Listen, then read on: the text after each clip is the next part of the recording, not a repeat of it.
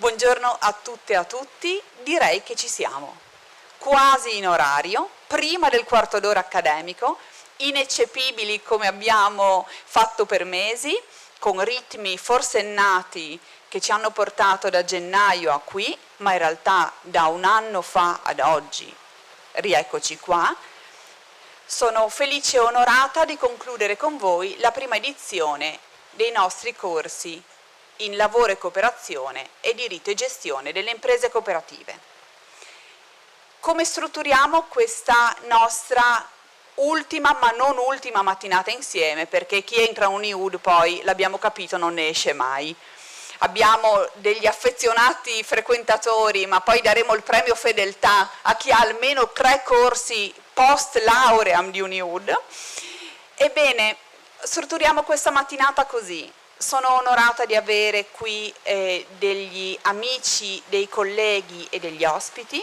Avremo prima dei saluti e li chiamiamo saluti istituzionali perché davvero le persone che sono qui con noi rappresentano qualcosa.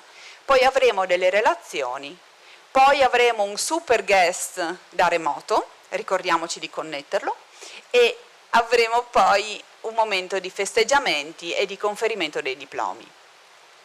Allora direi iniziamo con i saluti istituzionali del Dipartimento di Scienze Giuridiche. Sono felice di introdurre la collega, amica, compagna di università in tempi non sospetti, Alessia Ottavia Cozzi, che è la delegata, la professoressa Alessia Ottavia Cozzi, che è la delegata alla terza missione del Dipartimento di Scienze Giuridiche dell'Università di Udine.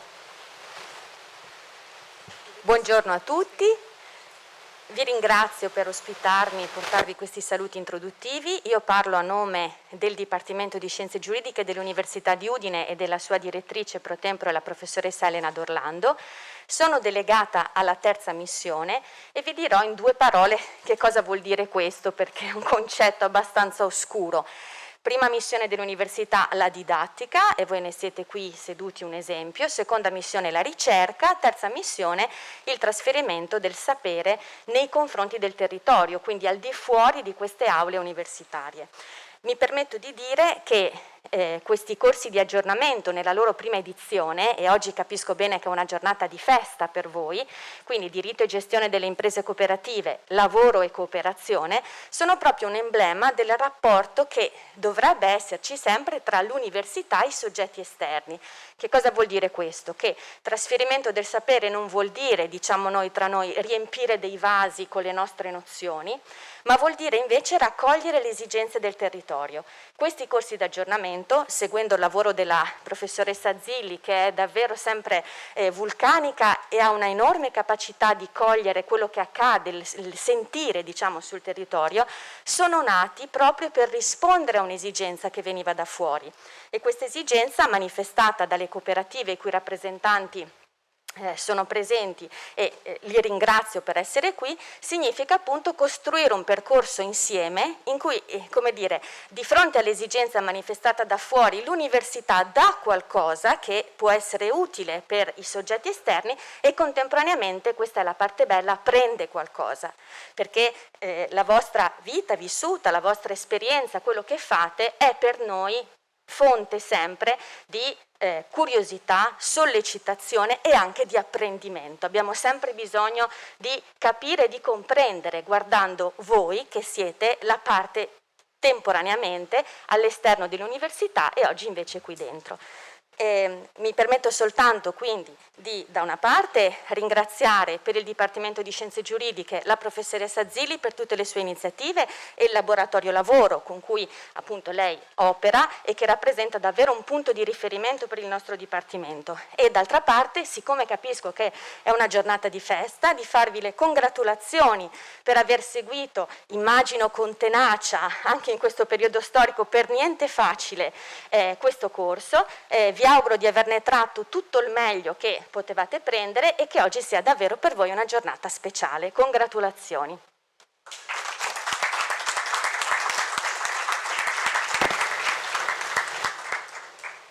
Grazie alla professoressa Cozzi. Continuiamo con i nostri saluti istituzionali. Abbiamo la Presidente dell'Associazione Cooperativa Friulane, di Conf Cooperazione Alpe Adria, di Attiva Lab e componente del Consiglio dei corsi di lavoro e cooperazione, diritto e gestione delle imprese cooperative, la dottoressa Paola Benini. Sì. Metto qua per non dare le spalle a nessuno. Buongiorno, buongiorno, ben ritrovati a tutti. È veramente un momento speciale, Anna, posso dirlo, perché è nata un anno fa questo, chiamiamolo anche sogno per quanto ci riguarda, no? Quello cioè di riuscire a costruire insieme all'università un percorso formativo importante per i nostri dirigenti cooperatori. È iniziato un dialogo che naturalmente affonda le sue radici più anticamente, ma che improvvisamente circa un anno fa ha preso un'accelerata molto importante, probabilmente perché ha trovato anche le gambe giuste negli interlocutori che abbiamo trovato in università. Io appunto porto i saluti del mondo della cooperazione un po' in generale, perché sono delegata anche dai rappresentanti di Lega delle Cooperative e di AGC che hanno supportato questo percorso e che hanno sottoscritto la convenzione con l'università. Ma prima di tutto mi sento sempre un po' più cooperatrice che altro, perché credo in questo modello, credo in un modello di fare impresa che è ancora e sarà sempre di più, spero che sarà sempre di più attrattivo, proprio perché è un modello ampio, largo, cooperativo in senso lato, cioè è un modo di fare impresa dove tutti contiamo allo stesso modo e abbiamo la stessa possibilità di agire, e io credo che questo possa avere ancora una dimensione di attrattività anche nei nostri giovani, ed è per questo che è stato molto importante che questo gruppo di lavoro, diciamo, ha dato vita non solo appunto al corso per dirigenti o aspiranti o presenti, ma anche per i vostri studenti. Questo per noi è un dato bellissimo. È da anni che noi come rappresentanti della cooperazione ci dicevamo: non riusciamo a portare la cooperazione in università, no? In qualche modo il nostro pulsare, le nostre passioni, le cose in cui crediamo. Come si può fare? Beh, forse semplicemente non ci eravamo ancora attivati, perché quando ci siamo attivati è stato tutto particolarmente semplice, e di questo io devo ringraziare, permettetemi, la professoressa Nazzilli, ma prima ancora anche chi ha creduto alle prime interlocuzioni fatte con il professor Nassim Bene, con il professor Sartor, i primi agganci, il supporto che ci ha dato Confindustria, il dottor Vida qui presente, che poi saluterà, che hanno creduto nell'importanza di portare questo mondo dove Papa Francesco dice 1+1 in cooperativa fa 3. No? Ecco, questo mondo dove il fare insieme, lo starsi vicino e avere la difficoltà di essere tutti uguali, ma anche la forza di essere tutti uguali, ha una potenziale e una possibilità generativa ancora non completamente esplorata. Quindi io ringrazio, spero che questo sia il primo di un lungo momento di incontri di questo tipo, a termine di percorsi che cresceranno, che saranno sempre ancora più importanti. Ringrazio anche per le bellissime visite guidate che sono state organizzate dalla tenacia della professoressa Zilli e tutti i colleghi cooperatori che hanno condiviso questa esperienza. Sicuramente ci ritroveremo ancora convinti che la cooperativa e il modo di fare cooperazione avrà ancora un futuro bellissimo da segnare e da tracciare insieme. Grazie.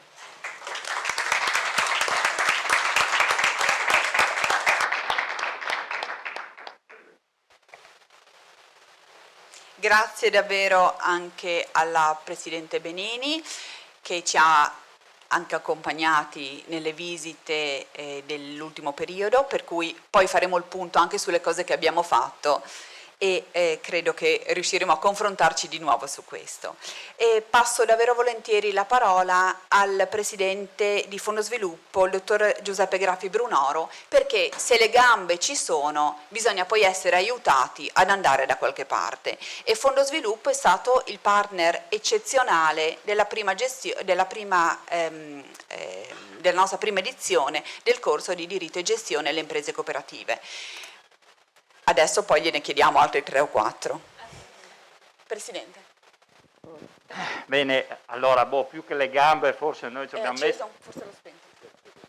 Acceso, grazie. Più che le gambe forse noi ci abbiamo messo un po' di scarpe, e le scarpe non mancheranno, insomma, ecco, quindi innanzitutto grazie, è un bel colpo d'occhio vedere tanti giovani qualcuno magari più giovane dentro che fuori, ma tanti giovani in questa stanza, ma le parole che ho ascoltato su questa cosa della terza missione, su cui mi piacerebbe un giorno fare qualche ragionamento in più, perché credo che la cooperazione possa essere uno strumento per portare questo sapere ancora di più sul territorio e soprattutto in certi pezzi di territorio che forse hanno avuto meno opportunità di frequentare le aule, e quindi il nostro compito è anche questo.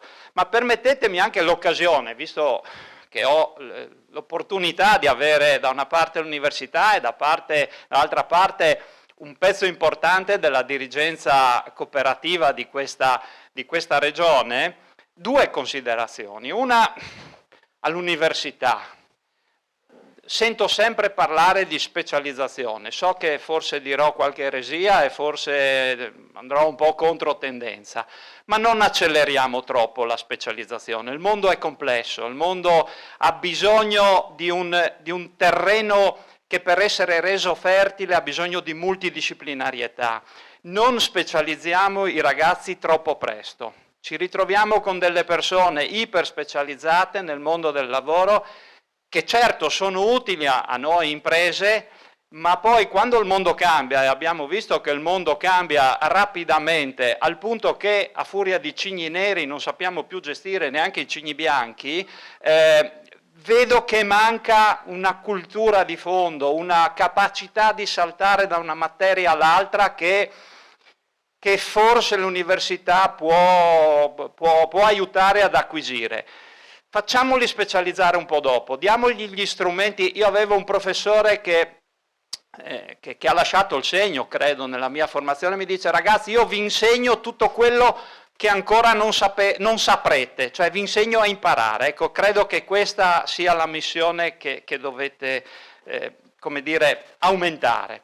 Anche perché, questa è la seconda considerazione, in realtà ce ne sono tre, anche perché c'è questa smania, le start-up, gli spin-off, ma la cooperazione invece è ciò che conta, è lo stay-up, quelli che durano 10, 20, 30, 40 anni e che generano posti di lavoro. Perché le start-up, che sono idee brillanti ma poi non generano posti di lavoro, per l'amor del cielo, servono anche quelle, ma non vorrei che per puntare a quelle ci dimenticassimo delle decine di stay-up che generano centinaia, forse migliaia di posti di lavoro. L'ultima considerazione sul tema della partecipazione. Anche qui so di essere un po' dissacrante, però io credo che la partecipazione richieda passione, coinvolgimento, voglia di essere protagonisti. Qui c'è gente che ha queste competenze, soft skill come le chiamate voi, però c'è un mondo che forse le ha un po' perse per strada, e anche qui l'università forse ha un compito aggiuntivo. Ma soprattutto la partecipazione richiede la consapevolezza che nulla ci è dato per diritto. Abbiamo il dovere di sgomitare, di conquistarcelo, di partecipare, di conquistarci uno spazio nelle stanze dei bottoni, che siano quelli della nostra associazione culturale, che siano quelli della squadra di calcio, che siano quelli del partito politico o dell'organizzazione che siamo chiamati ad amministrare. Abbiamo il dovere, non il diritto di sederci in quel consiglio, ma abbiamo a monte il dovere di sgomitare, di darci da fare, di acquisire quel posto. Io ho la sensazione che ci sia un sacco di gente che si aspetta quasi per diritto divino di sedersi in un consiglio di amministrazione, in un consiglio di associazione, e alla prima difficoltà un po' si arrende. Ecco, anche questa è una cosa che spero che forse non è neanche l'università, forse bisogna cominciare dall'asilo a trasmettere queste cose, però voi che frequentate il mondo dell'istruzione mettete queste cose al baricentro, poi se uno non sa la storia o il diritto lo imparerà strada facendo, ma queste sono le cose che contano. Grazie. Sono molto grata al Presidente Graffi Brunoro che ci ricorda anche un po' perché siamo qui, perché la cooperazione è un modo, non è un fine o un mezzo, è proprio un modo. è un modo che abbiamo usato per imparare, un modo che usiamo per lavorare e che ci permette di imparare a fare le cose insieme in questa idea di partecipazione che poi è l'oggetto di questo percorso di oggi, di cui parliamo fra poco. Esaurita questa prima fase di saluti istituzionali, tengo un attimo per me, per i miei saluti, per poi introdurre le relazioni di oggi. Allora, chi vorrei ringraziare? Innanzitutto il consiglio di questi master, di questi corsi di aggiornamento. Il primo ringraziamento va quindi alla professoressa Brollo, ai professori Sartore e Nassimbeni, grazie Guido per essere qui, e ai componenti delegati da Confcooperative, abbiamo detto prima la dottoressa Benini, e abbiamo anche il dottor Cristian Vida, delegato da Confindustria. Confindustria è stata un partner davvero rilevante in questo percorso, fondamentale per il corso in lavoro e cooperazione che sostiene anche finanziariamente insieme a Confcooperative per i nostri studenti, fondamentale per l'impronta che ci ha dato rispetto al corso di diritto e gestione, perché l'idea è stata imparare a costruire un linguaggio comune per poter lavorare insieme, nella consapevolezza, o almeno nell'aspirazione, che qui si tratta di fare il bene di un territorio e poi in prospettiva di allargarci e diventare anche un modello poi da studiare e un modello di relazioni buone fra imprese, profit o diversamente profit.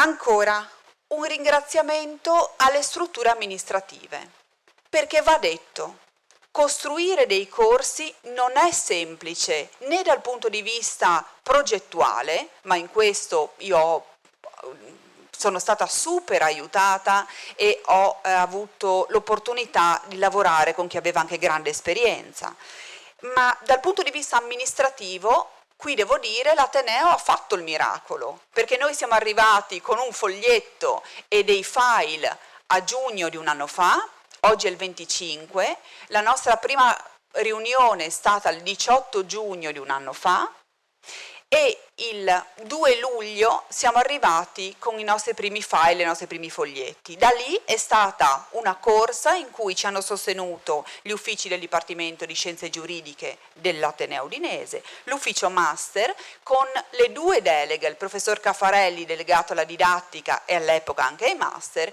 attualmente il professor Lobianco, e anche a loro rivolgo il mio saluto e il mio ringraziamento.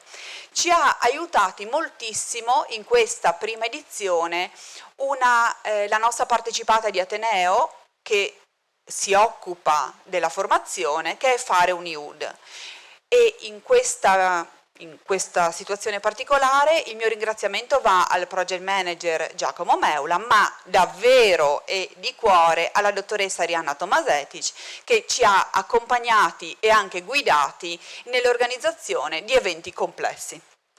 Sono estremamente grata a chi ci ha ospitati nelle visite aziendali.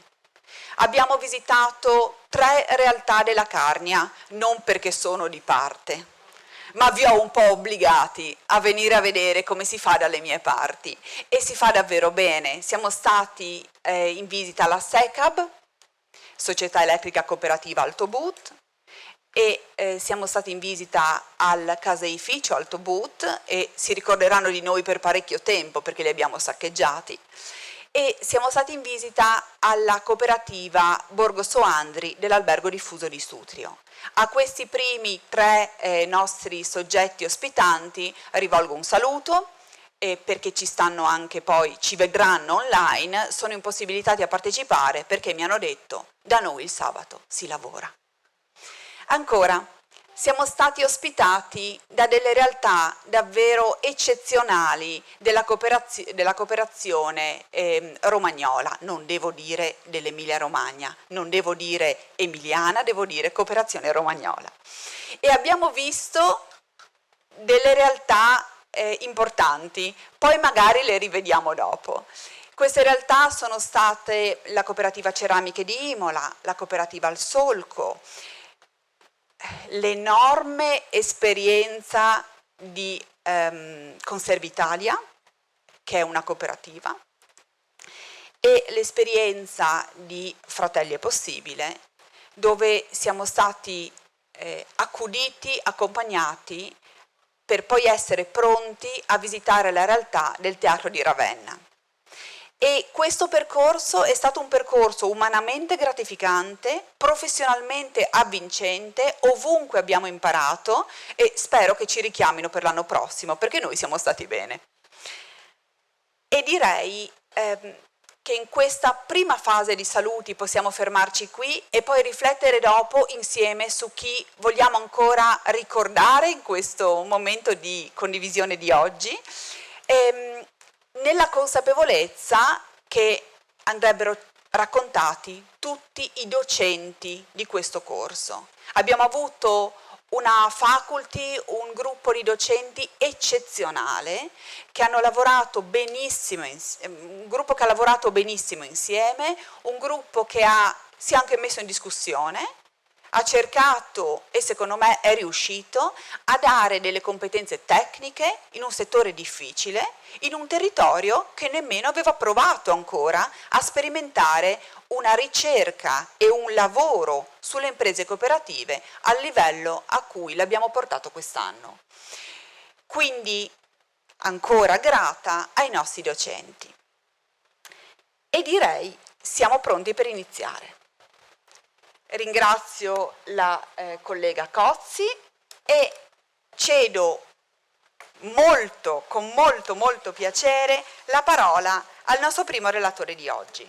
Abbiamo qui il dottor Stefano Agati. Come arriva un sociologo da noi? Ci arriva perché stiamo facendo un percorso che è davvero più grande di così, più grande delle persone che siamo. Faccio un piccolo passo indietro. A Natale 2020, in tempi non sospetti, eravamo già pandemici da un po', se ve lo ricordate, il Ministero, il nostro Ministero dell'Università, pubblica un bando per progetti di ricerca di interesse nazionale. Noi eravamo, come laboratorio lavoro, già un bel gruppo coeso, che da anni si spendeva in progettazione di ricerche importanti. Queste ricerche ci avevano già portato a un primo prodotto didattico, perché come dicevamo poco fa con la collega Cozzi, se noi facciamo didattica e ricerca è anche una restituzione poi alla collettività in questa terza missione di cui si parlava.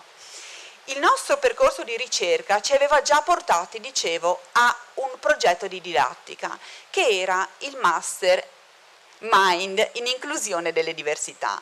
Guardo al collega Francesco Bilotta che mi onora di condividere con lui un percorso di ricerca e, ripeto, di didattica che nasce da un comune sentire sui temi del diritto, ma anche sui temi della cittadinanza e ora, diciamo, la parola magica della partecipazione. A Natale 2020 passiamo le vacanze, e le chiamano vacanze, scrivendo questo progetto di ricerca. Questo progetto di ricerca che vedete già nei loghi, vedete già fra i loghi della locandina di oggi.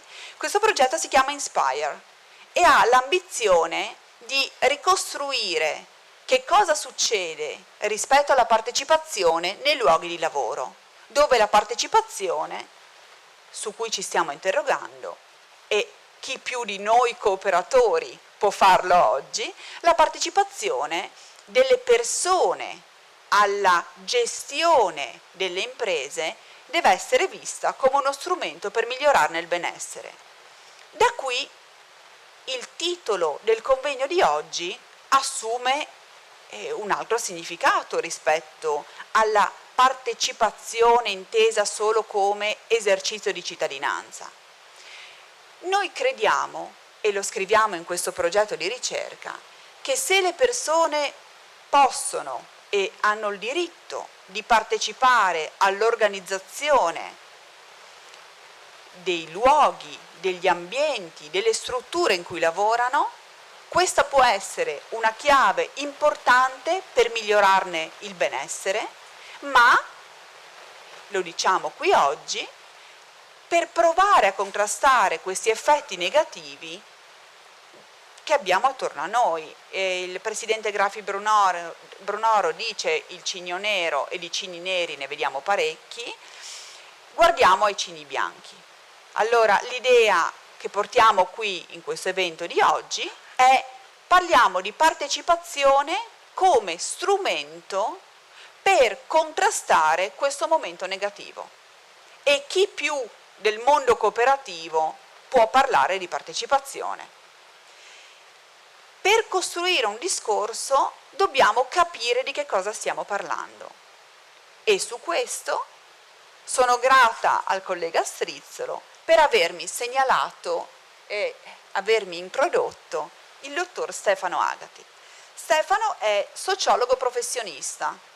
Voi direte, c'è gente che lo fa di lavoro? C'è gente che lo fa di lavoro a livello altissimo, perché senza la sociologia oggi noi siamo abbastanza smarriti se non capiamo queste importanti dinamiche relazionali. Stefano ha un curriculum, come tutti i relatori di oggi, davvero eccezionale. Dagli studi in psicologia muove alla formazione, muove alla ricerca. E quello che ci porta qui oggi è un'esperienza, avendo già partecipato, avendo già frequentato aule universitarie, un'esperienza di ricerca, studio e professionale su il valore della partecipazione, per capire a che cosa serve partecipare, cioè essere parte di qualcosa. Grazie Stefano. Buongiorno a tutti, grazie per la presentazione. Io ho ascoltato anche il convegno di apertura con gli ottimi relatori che ci sono stati, dove praticamente di partecipazione già si è parlato, si è accennato. Mi ricordo un intervento di Elisa Cioff, mi pare, molto, molto interessante, come quelli degli altri colleghi, che parlava di organizzazione e dei principi relativi, no? Per esempio una organizzazione non cooperativa, non mutualistica è sufficiente, da quello che ho capito dalla collega, per avere un'ottima impresa, presidiare i principi di economicità, i principi di autonomia e i principi di durabilità. In effetti poi diceva: ma l'eccellenza mutualistica e cooperativistica comporta altri principi, fra cui la mutualità, la solidarietà e appunto la partecipazione. Intanto ho dato così un taglio a quello che è il concetto di valore. Ecco, vedete, no? Il valore, la partecipazione è un valore, il valore è una concezione del desiderabile, esplicita o implicita, che influenza l'azione. Poi nella relazione di oggi io mi sono in realtà concentrato su quella parte di partecipazione organizzativa dei lavoratori, perché l'argomento è molto vasto. Allora riprendo dei concetti del professor Ricciardi, ve li leggo velocemente, poi naturalmente vi darò più a braccio tutto il mio pensiero naturalmente sulla quale ho costruito. Però ecco, come base di partenza lui dice: le ricerche condotte fin qui ci hanno indotto a ritenere che proprio quella fondamentale caratteristica identitaria dell'azienda cooperativa, che è la partecipazione, sia una risorsa fondamentale per migliorare le relazioni industriali e insieme per responsabilizzare i dipendenti nella ricerca di competitività, di sviluppo di fronte alla competizione internazionale. Quindi ecco, io mi sono concentrato su questa parte, responsabilizzare i dipendenti, eccetera. Lui poi dice che si concretizza attraverso strumenti come ad esempio il lavoro in team, i suggerimenti dal basso, la lotta agli sprechi. È una forma di partecipazione che da un lato integra e completa le forme di partecipazione più istituzionalizzate e dall'altro meglio si presta a migliorare la produttività, a corrispondere a esigenze profonde di valorizzazione del lavoro e di autorealizzazione dei lavoratori. Oggi le organizzazioni in generale hanno delle sfide da affrontare. Il fenomeno delle dimissioni di massa, vediamo il titolo del nostro convegno, e io parlo di organizzazioni in generale in questo caso, e naturalmente quanto sia importante la rilevanza e la centralità delle persone per sostenere la continuità e la crescita nell'organizzazione. Ecco, un mio punto di vista è quello di partire dal riconoscere la competenza professionale delle risorse umane che abbiamo a disposizione, che sono i lavoratori, i soci lavoratori, eccetera. Cos'è una competenza professionale? Ecco, andare a vedere, ma veramente da cosa è fatta una competenza professionale? Io direi da conoscenze generali, specifiche, di contesto, da abilità tecniche operative che hanno più una connotazione, diciamo, di manualità del lavoro, e poi da abilità trasversali, come si parla spesso, no? La comunicazione, il saper comunicare, il problem solving, piuttosto che il sapersi organizzare e così via. Parlando in maniera semplice, naturalmente, no? Se no si parla di soft skill, di altre cose, ma possiamo parlare anche di cose terra semplici. Ecco, poi il terzo nucleo di una competenza professionale, poi magari vediamo cosa possiamo intendere per professionalità. Ecco, di una competenza professionale è fatto poi da risorse e caratteristiche personali dei nostri collaboratori, delle persone con le quali lavoriamo. Ecco, e questo è una cosa, è un patrimonio secondo me da scoprire, che spesso nelle organizzazioni in generale questo non viene proprio fatto bene. Ecco, poi vediamo appunto perché. Ci sono poi anche un altro concetto che è quello delle attitudini. Certe volte le attitudini non riescono a emergere, quindi l'attitudine è qualcosa che deve essere aiutata a emergere da parte della leadership, per esempio del management, eccetera, no? Ecco, questa è la competenza, quindi un patrimonio di partenza. Questa competenza poi va data forma attraverso, per esempio, il chiarirsi molto bene sulla professionalità, sulle professionalità che noi, per esempio, stiamo cercando. Ecco, un modello, io guardo sempre su cose semplici e spero, interrompetemi nel caso in cui ci sia qualcosa di poco chiaro e sono disposto a rispondere. Ecco, però ecco, il modello è quello dell'analisi delle professionalità. In effetti, no, convogliare questa competenza professionale poi in chiare professionalità. Come vedete, sono dei diagrammi dove sotto c'è scritto professionalità generica, professionalità specialistica gestionale e così via, no? Cioè andiamo a, diceva, vero dottore, professionale, gestionale e specialistica, no? E questo cosa comporta? Comporta dei grandi cambiamenti anche nella risorsa umana. Pensiamo a uno specialista che deve diventare caporeparto, e quindi specialistico gestionale, e quindi se non ha quelle attitudini, quelle caratteristiche, le viene l'ulcera come minimo, perché deve gestire 6, 7 fino a 60 persone. E poi può diventare direttore amministrativo piuttosto che, ecco. In realtà, e vado avanti subito, la professionalità molto semplice è un mix di 3 cose fondamentali: l'operatività, la specializzazione e la gestionalità. Ecco, in effetti noi abbiamo l'operatività, che praticamente sono le ascisse del diagramma, cioè diciamo la linea orizzontale. Ecco, vedete che la professionalità generica ha compiti tecnico-pratici non innovativi molto, molto forti, molto importanti. Potrebbe essere un impiegato.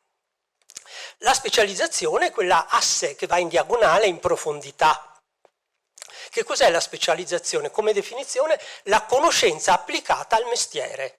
Cioè, in pratica, io sono laureato, ho 2 lauree, ma non ho mai fatto quel mestiere, non sono specializzato, perché devo avere un'applicazione tipica dell'architetto, dell'ingegnere e così via.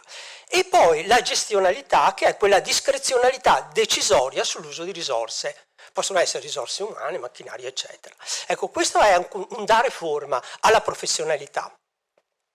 Poi, vedendo l'organizzazione da un punto di vista sistemico, cioè certe volte ecco, il modello sistemico ce lo rappresentano con la caramella: fattori in entrata, la parte centrale dell'organizzazione, cioè le variabili organizzative, e poi i fattori in uscita.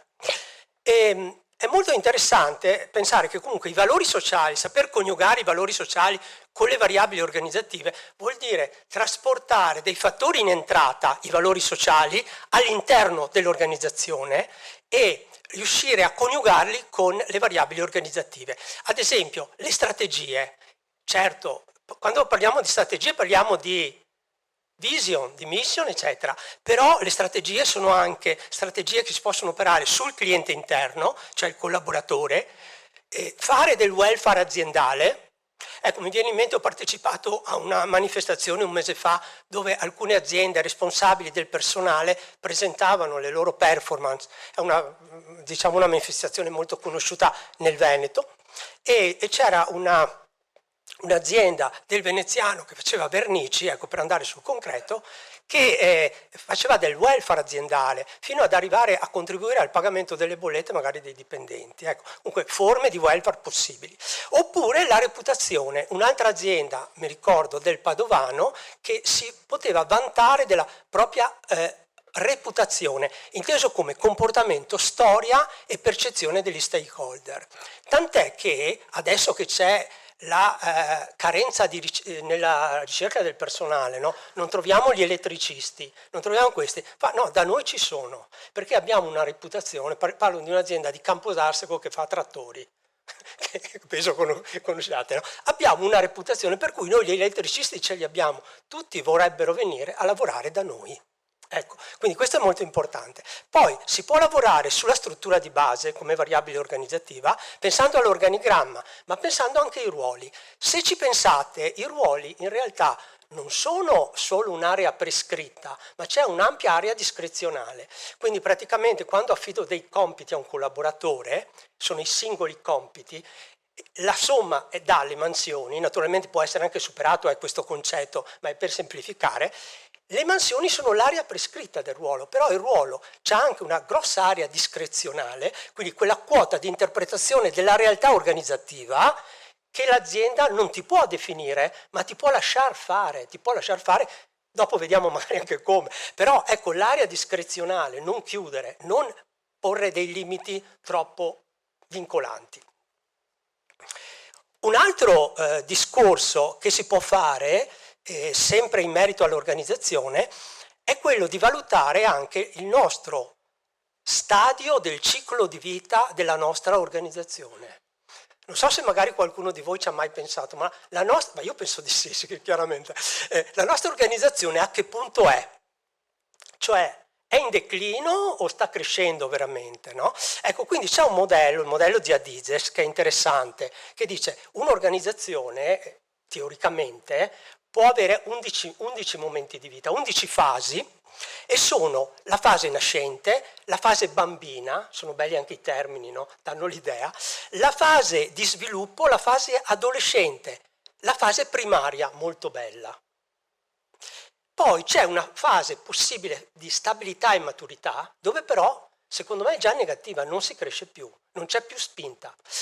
Fino ad arrivare a fasi eventuali, e si spera che queste non ci siano, ma per alcune organizzazioni purtroppo ci sono, dell'aristocrazia, il quadro del fondatore alle pareti e la moquette, tanto per dire una battuta, no? Oppure ancora più in basso l'aristocrazia decadente, oppure la quasi burocratica. Cosa vuol dire? Chi può se ne va, chi rimane accusa di slealtà e tradimento chi se n'è andato. Questa è una situazione che chi ha lavorato in alcune organizzazioni può avere vissuto oppure no. No? Ecco, fino al possibile collasso. Però, come vedete, c'è una fase di cambiamento per spinta, dove la partecipazione è viva, e poi c'è una fase di cambiamento per inerzia, da evitare assolutamente, dove c'è solo un cambiamento appunto per inerzia. Ecco, questo è giusto per dire, è anche importante capire dove siamo in questo momento storico, come sta la nostra organizzazione. È stabile e matura o aristocratica, oppure fortunatamente è primaria? Come notate c'è un mix di funzioni manageriali che spinge verso l'alto, e sono la funzione produttiva, che è la P, che lì vedete, che è l'orientamento al successo, che quello dovrebbe essere il patrimonio di qualsiasi manager, di qualsiasi imprenditore ovviamente, lo è, ma anche dei collaboratori, perché no? Anche il fattorino, no, di quell'organizzazione deve avere la P, l'orientamento al successo. Poi c'è la capacità amministrativa, cioè l'aspetto organizzativo, amministrativo e di controllo, che tutti dovrebbero avere.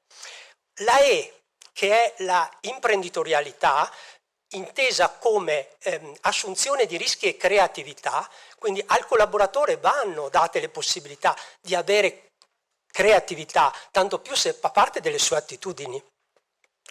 E poi la I di integrazione. Quindi come vedete le 4 funzioni nella fase primaria la situazione è la situazione migliore.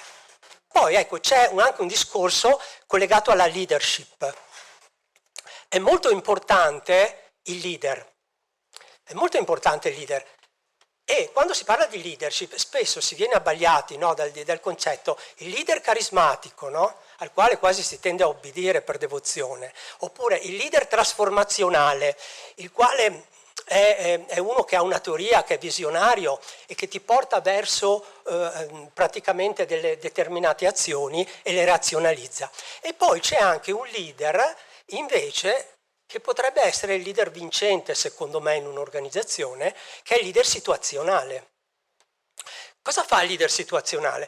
Il leader situazionale è quello che usa dei metodi, degli stili direzionali diversi a seconda della persona che si trova davanti, o addirittura anche con la stessa persona potrebbe usare degli stili direzionali diversi, perché usa uno stile direzionale collegato alle competenze per quel compito della persona. Per cui la cosiddetta leadership situazionale è fatta di 4 possibili stili direzionali, che è il dirigere, quando per esempio il collaboratore ha una bassissima competenza, pensiamo a un neoassunto e così via, all'addestrare, al sostenere, finalmente al delegare. Poi, se vogliamo andare su un aspetto più pragmatico, quasi empirico, mi viene in mente quello che diceva Julio Velasco, no? Forse qualcuno di voi lo conosce per fama, no?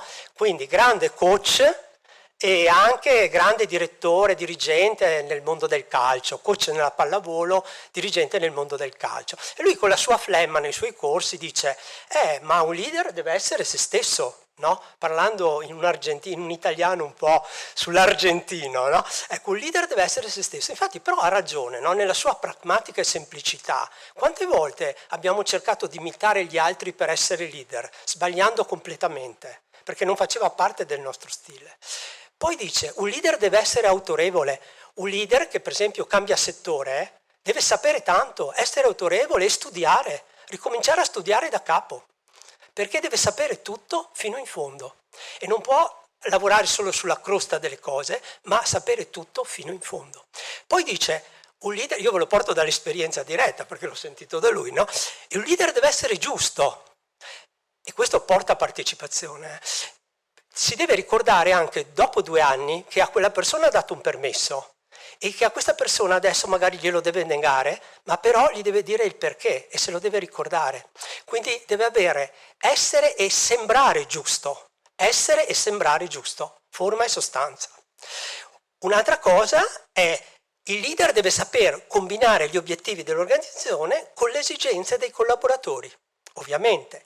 E poi un punto fondamentale per la partecipazione, diffondere il senso di appartenenza. Vi faccio sempre l'esempio di Velasco che diceva quando ero dirigente alla Lazio c'erano 2 magazzinieri che si facevano, diciamo, come dire, come si può dire, si facevano, no, ecco, lui l'ha detto proprio, no? Ecco, e questi prendevano 1.000 euro al mese, dicevano, no?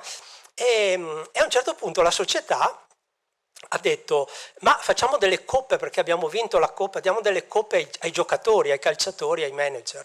E allora Velasco ha detto, no, per carità, le coppe vanno date anche ai magazzinieri, perché quello per loro è un valore, una piccola coppetta per dire abbiamo vinto, non so, la Coppa Europa, ecco, una piccola coppetta per dare il senso della partecipazione. E quello che diceva loro era, se la squadra lavorasse come voi, probabilmente l'anno prossimo vinceremo il campionato. Ecco, questo è anche dare in maniera molto pragmatica un senso di appartenenza.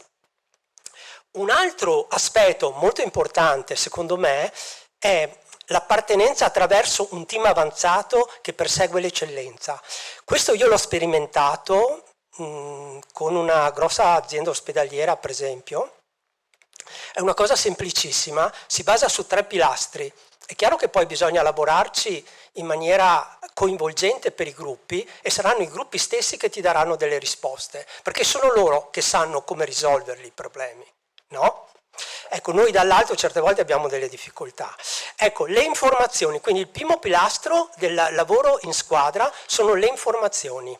Il primo livello è condividere le informazioni per creare senso di responsabilità. Il secondo livello, quando praticamente siamo oltre le competenze di base, verso anche il cambiamento, la propensione al cambiamento, è condividere più informazioni per creare senso di fiducia. Quindi sul pilastro informazioni si lavorerà molto sulla responsabilità e sulla fiducia. Poi c'è il pilastro limiti, il terzo è l'autonomia, ve lo anticipo. Informazioni, limiti e autonomia. Ecco, per quanto riguarda i limiti, qui ho scritto definire i limiti per focalizzare l'azione. Quindi, però dobbiamo pensare che poi i limiti devono essere ampliati per promuovere libertà d'azione. Quindi non dobbiamo pensare ai limiti come qualcosa di restrittivo. Ecco, un esempio proprio semplice potrebbe essere questo. I koi giapponesi, diciamo i pesci rossi in un certo senso, se li inserisci in un piccolo vaso non crescono, perché hanno dei limiti che non li fanno crescere. I koi giapponesi o anche i pesci rossi, se messi in uno stagno un pochino più grande, è vero, crescono di più. Se vengono messi in un laghetto possono arrivare i koi anche a 50 centimetri. E lo stesso siamo un pochino noi, no? Quindi i limiti vanno giocati non tanto in senso restrittivo, ma in un senso di l'autonomia. L'autonomia quindi operare in squadra per promuovere l'impegno comune, assumere decisioni condivise per creare senso di potere. Quindi vedete, il mix è a un primo livello l'impegno comune e poi il senso di potere. Concludo con quello che poi dovrebbe essere il fondo, ma quello che dovrebbe avvolgere queste situazioni, cioè l'etica. Io ho esagerato anche parlando di morale, però l'etica è ciò che è considerato buono, l'aspirazione a una vita compiuta. Per tutti noi l'etica può essere questo, quindi è un valore tanto tanto forte e importante. La deontologia è il comportamento idoneo al fine, a livello lavorativo, ma però, ecco dove volevo arrivare per concludere, la fiducia. Ecco, la fiducia è qualcosa di veramente importante. Un sociologo, Simmel, tratta la fiducia come categoria specifica di analisi. Si tratta sempre di una presenza intrecciata con concetti di legittimità, consenso, cooperazione, solidarietà. E il concetto di fiducia intrinseca tutte queste dimensioni, ma non si confonde con esse. Scusate, vado un po' veloce perché il tempo è limitato, così concludo. Ecco, io ho fatto una piccola ricerca sulla fiducia. È molto interessante sapere che l'Infant Research ha dimostrato come le capacità relazionali e sociali dei bambini si sviluppano appena noi nasciamo e come i figli di genitori responsivi sviluppano la fiducia. Quindi vedete, nasce proprio da piccolini. Il poter investire sul mondo riducendo le inquietudini che conducono ad atteggiamenti di chiusura, rifiuto e scetticismo.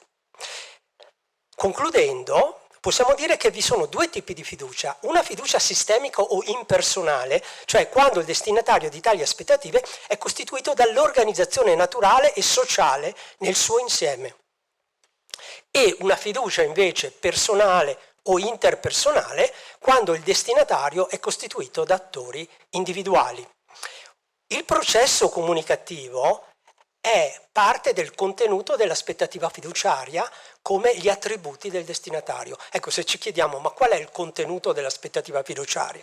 È dato dal processo comunicativo, che è l'elemento soggettivo, e l'elemento oggettivo sono gli attributi, quindi le caratteristiche, diciamo, del destinatario al quale noi concediamo fiducia. Ma la cosa più bella per concludere della fiducia è questa. La fiducia interpersonale e sistemica interpretano 2 atteggiamenti fondamentali nella relazione sociale.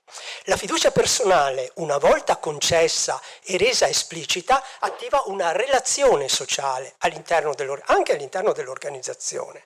Quindi, concludendo, posso dire che l'atto fiduciario comporta il coinvolgimento non solo di colui che dà fiducia, ma anche di colui che la riceve, il quale deve dimostrare di essere degno della fiducia ottenuta.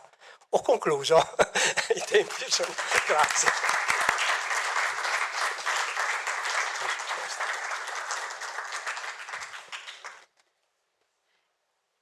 Grazie Stefano. Che dire, credo che abbiamo fatto una corsa nel mondo delle relazioni, che poi è veramente come abbiamo lavorato quest'anno. Siamo entrati nei temi, ci siamo immersi nelle lezioni, immersi nelle visite, immersi nei nostri confronti fra noi, per davvero cercare di capire bene che cosa stessimo facendo, come lo stessimo facendo. E con le mie miserissime competenze di giuslavorista, che guarda alle organizzazioni, che le trova già in qualche misura conformate, perché voi sapete, il tema, il mio ambito di indagine è il diritto del lavoro, e in questo ambito noi guardiamo alle organizzazioni capendo come le regole funzionano in quelle organizzazioni. L'idea è, e l'ambizione è, di farle funzionare meglio.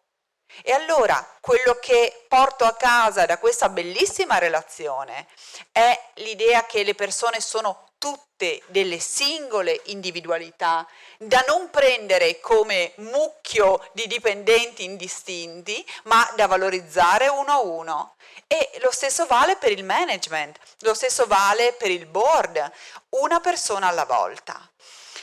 Passerei alla nostra seconda relazione di oggi della collega ricercatrice di UniUd, la nostra dottoressa Giovanna Culot. Giovanna Culot è una persona eccezionale. E mi imbarazzi subito. Imbarazzo subito, ed è una cosa in cui io sono bravissima, a imbarazzare subito le persone. Una persona eccezionale, intanto perché vive in un mondo di ingegneri e per fortuna non lo è. Altrimenti non so di che cosa dovremmo parlare. Perché ha un percorso professionale bellissimo, un percorso di consulenza organizzativa, manageriale, aziendale, un percorso di start-upper bellissimo, e qui viva le start-up che fanno quello che devono fare, iniziano e poi fanno altro, perché non si può essere start tutta la vita. La collega Culot che arriva all'università in un dottorato in ingegneria economico-gestionale. Allora, che cosa porta chi ha un percorso così ricco? Porta una visione altra, e la cooperazione ci insegna che le visioni altre sono in questo momento fondamentali. Allora, sono grata alla collega che ci introduce a quanto una visione altra, diversa, può essere un'opportunità per le organizzazioni. Grazie Giovanna. Va, perfetto. Buongiorno a tutti, vedo alcune facce note di corsisti, quindi buongiorno e congratulazioni per la giornata. Grazie alla professoressa Zilli per la imbarazzante introduzione che setta aspettative forse più alte rispetto a quello che riuscirò a coprire oggi. Allora, in 20 minuti la diversità. E prima di cominciare questo intervento mi sono chiesta ovviamente cosa coprire, come trattare questo tema che è ampio, che è diversificato, su cui si potrebbe parlare per giorni, e condensarlo in alcune pillole che possono essere utili per ciascuno di noi da portarsi a casa. Mi aggancio subito a uno degli interventi precedenti, quindi la dottoressa Benini parlava in termini di cooperazione della difficoltà e forza di essere tutti uguali. Ed è questo il nostro punto di partenza anche quando parliamo di diversità. Quindi la difficoltà e la forza di essere tutti uguali è una delle sfide che si trovano ad affrontare le organizzazioni di oggi. Perché? Perché l'ambiente è complesso, perché la composizione della forza da lavoro, del bacino di talenti cui le organizzazioni possono accedere è sempre più diverso, è sempre più complesso, perché l'ambiente ci richiede reazioni rapide, dove servono talenti, competenze, punti di vista diversi, che non possono essere raggiunti se le nostre organizzazioni si muovono tutte col paraocchi, se tutti vediamo le cose nella stessa maniera. Quindi questo è il punto di partenza. Diversità è un tema che evidentemente è all'ordine del giorno, che è coperto dai nostri media in maniera crescente. Mi ha colpito in particolare, preparando l'intervento di oggi, vedere che sulla pagina di Harvard Business Review, che è una delle riviste manageriali più importanti a livello globale, tra le diverse sezioni ce n'è una particolarmente dedicata a diversity. Qualche anno fa non c'era, quindi è uno dei temi di oggi. Anche nel nostro paese stanno facendo una serie di sforzi, soprattutto per quello che riguarda la diversità di genere, quindi i vincoli posti dal PNRR, piuttosto che la nuova norma di riferimento UNI che promuove appunto quella che può essere una certificazione o un bollino per quanto riguarda questi temi. Quindi, con questa premessa, quali sono i nodi di cui vorrei parlare oggi? Allora, sono tre, che si basano su tre domande. La prima è: cos'è la diversità, evidentemente, e perché è importante? Il secondo nodo è come si implementa. E il terzo è quali sono i risultati. Quindi, in un'ottica di processo, il cos'è, perché lo faccio, come lo faccio e cosa mi vado ad aspettare. Quindi cos'è e perché è importante? Pensiamo a un'organizzazione standard, un'organizzazione nata 30, 40, 50 anni fa e ai profili che ci sono dentro. Abbiamo un'organizzazione dove avrà un profilo maggioritario che avrà determinate caratteristiche. Quindi, se guardo alla mia esperienza in consulenza, per esempio, le donne erano il 10% della società dove lavoravo, quindi la professionalità partiva da lì.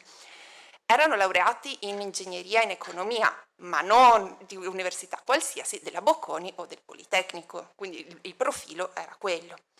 Età, giovani, perché la consulenza ti fa lavorare fino alle 2-3 di notte, weekend inclusi. Quindi il profilo maggioritario è quello. Nel momento in cui però le aziende clienti di questa società per cui lavoravo andavano ad affrontare sfide di mercato sempre più diverse, globali, interfacciarsi con problemi di clienti diversi, c'è stata la necessità comunque di integrare profili diversi. E questi profili diversi erano, tra gli altri, donne con persone con formazione diversa, quindi c'ero io che avevo una formazione in lettere originariamente, persone con background scientifici, medici, quindi integrare tutte queste persone all'interno di un'organizzazione dove invece c'era un profilo dominante presenta alcune sfide, quindi l'opportunità sicuramente, ma anche la sfida. Qual è il problema? Il problema è quello del pregiudizio, è quello che chiamiamo bias. Quindi abbiamo dei bias cognitivi, dei pregiudizi. Pensiamo che la prima impressione che ci facciamo sulle persone è una questione di veramente pochi secondi. Un esempio che ho fatto ai ragazzi in classe quest'anno è stato: ma quanto tempo secondo voi state a decidere se un insegnante è un bravo insegnante o no? Alcune ricerche dimostrano che si sta circa tra i 2 e i 5 secondi. E quindi è stata fatta dura 60 ore, quindi ho perso la speranza all'inizio dai 2 ai 5 secondi. Praticamente è stato fatto un test a degli studenti di Stanford, mostrandogli dei video di dei docenti, chiedendogli l'impressione che avevano, e quello che è emerso è che a valle del corso la prima impressione, questa da 2 a 5 secondi, veniva confermata. Quindi questo è il bias cognitivo. Vediamo una persona e ci aspettiamo qualcosa. Ci aspettiamo qualcosa in tema di diversity in base anche all'identità, quindi al contorno identitario secondo cui noi l'andiamo a definire. Andiamo a definire con dei contorni identitari che parlano dei gruppi, delle categorie in cui inseriamo questa specifica persona, quindi una donna o un uomo, delle appartenenze etniche o di nazionalità diverse, età, aspetto fisico, disabilità o no, orientamento sessuale, quindi diversità veramente su una serie di quelle che possono essere delle categorizzazioni che mi generano degli stereotipi, quindi dei bias. Anche in questo caso un altro esempio: nel software, nella programmazione, abbiamo il bias che l'uomo, anzi tendenzialmente in America l'uomo asiatico, sia migliore rispetto alle donne. Quindi è stata fatta una ricerca, anche in questo caso, di valutazione su software blind, quindi dove non sapevamo se se questo software era stato programmato da donne o da uomini, e invece invece un campione di controllo dove chi avesse effettivamente programmato il software era noto, e si vedeva come tendenzialmente quando è noto, quando so se una donna o un uomo ad aver programmato, l'uomo è valutato meglio. Questo è il bias. A questo punto, seconda domanda, ma perché è importante e come lo faccio? È importante perché il talento non è legato a caratteristiche identitarie. Quindi nel momento in cui io ho un pregiudizio, io come organizzazione, come manager, come selezionatore, ho un pregiudizio nei confronti di una determinata caratteristica, una identitaria della persona, mi precludo l'accesso a questo talento che viceversa potrebbe essere importante e fondamentale per la mia organizzazione. È solo un tema di diversità di composizione, non solo, è anche un tema di inclusione. Quindi come si implementa? Si implementa essenzialmente rimuovendo i bias, quindi cercando di rimuovere i bias e in questo senso per aumentare una composizione sempre più diversa delle mie organizzazioni. Rimuovere i bias all'interno del processo di gestione delle risorse umane, quindi parliamo di selezione, parliamo di percorso di formazione, inserimento, valutazione delle performance, percorsi di crescita, quindi tutto quello che elimina dei contesti, degli elementi di rumore che non mi fanno valutare la persona per quello che effettivamente il suo contributo o il suo potenziale contributo all'organizzazione. Quindi oggi effettivamente molte aziende cercano di rimuovere alcuni dati personali nel momento della valutazione dei CV, per esempio, in modo effettivamente da focalizzarsi su quelle che sono le qualifiche per la posizione lavorativa e non su quelli che sono magari elementi che possono creare nel selezionatore alcune distorsioni. Ora, è sufficiente avere una forza lavoro diversa, una composizione dell'organico diversa? No. E qui volevo introdurre un altro concetto, che è il concetto di inclusione, che va di mano a mano, a braccetto, con quello di diversità. Quindi diversità a cosa può portarmi? Può portarmi a due cose, può portarmi all'assimilazione, vale a dire mi comporto io persona diversa come il gruppo dominante, o all'inclusione. Ecco, notiamo che tra l'altro diversa non è la persona, ma è la composizione del gruppo e questa è una cosa fondamentale. Proprio ecco, per ributtare sul piatto un aneddoto personale, parlavo con un mio ex collega l'altro giorno rispetto all'esperienza in consulenza e mi dice ma tu l'hai avuta più facile perché sei una donna, sei quella che si chiama in inglese diversity hire, quindi il presupposto era t'hanno assunta in quanto donna e quindi l'hai avuta più semplice. Questo è una delle contropartite, se vogliamo, del cercare di mettere dentro persone con background diverso, con caratteristiche diverse, ma non portarle verso un percorso che sia di inclusione e non di assimilazione. Inclusione e assimilazione cos'è? Porto dentro una persona con background diverso e la rendo simile a quello che è il contesto della maggioranza. Inclusione è la mia organizzazione adotta uno stile, un ventaglio di stili, di modi di operare, rivoluziona anche le stesse dinamiche di potere all'interno di organizzazione per dare voce e per voce, opportunità e aree di influenza a persone che non rappresentano appunto questo gruppo maggioritario. Altri esempi sono appunto la donna a cui viene instillato un modo di comportamento assertivo molto forte e non valorizzata magari per altri elementi, quindi tipicamente nei training motivazionali si cerca di portare avanti questo comportamento, di instillare alla donna questo comportamento che magari può non essere suo. La persona di cultura, negli Stati Uniti a persona di estrazione latina, che magari tende a essere più emotiva, invece viene cercato anche nelle performance review di portarla magari su un comportamento più freddo, più standard. Ecco. Tutte queste azioni che tendono quindi a portare la diversità verso l'omogeneizzazione sono di assimilazione. L'inclusione è diverso, l'inclusione è una cultura dell'uguaglianza, dove differenziamo tra quello che è il same, che è l'uguale, a quello che è l'equal, quindi siamo uguali ma siamo diversi. Ecco, questo è il punto. Come lo faccio? Il ruolo, leggendo tra gli studi, gli elementi fondamentali, anche ricollegandomi all'intervento precedente, è la leadership. Quindi la leadership aziendale deve essere a bordo non perché gliel'hanno detto gli investitori, perché va di moda, deve essere convinta. Quindi il grosso viene dal catalizzatore dalla leadership aziendale, che a cascata sui vari livelli di management poi porta avanti questo messaggio e questo impegno. Secondo elemento fondamentale per implementare quindi la diversità è che deve essere misurabile, devo avere degli obiettivi misurabili, dei target misurabili, dei KPI. Quindi non è una cosa filosofica, è una cosa che effettivamente ha delle implicazioni organizzative importanti, misurabili, che vanno monitorate. Terzo punto è il training, cioè noi questa idea di diversità dobbiamo portarla attraverso tutti i livelli dell'organizzazione, far sì che ogni singola persona rimuova o sappia quantomeno riconoscere quelli che sono i bias nel suo comportamento.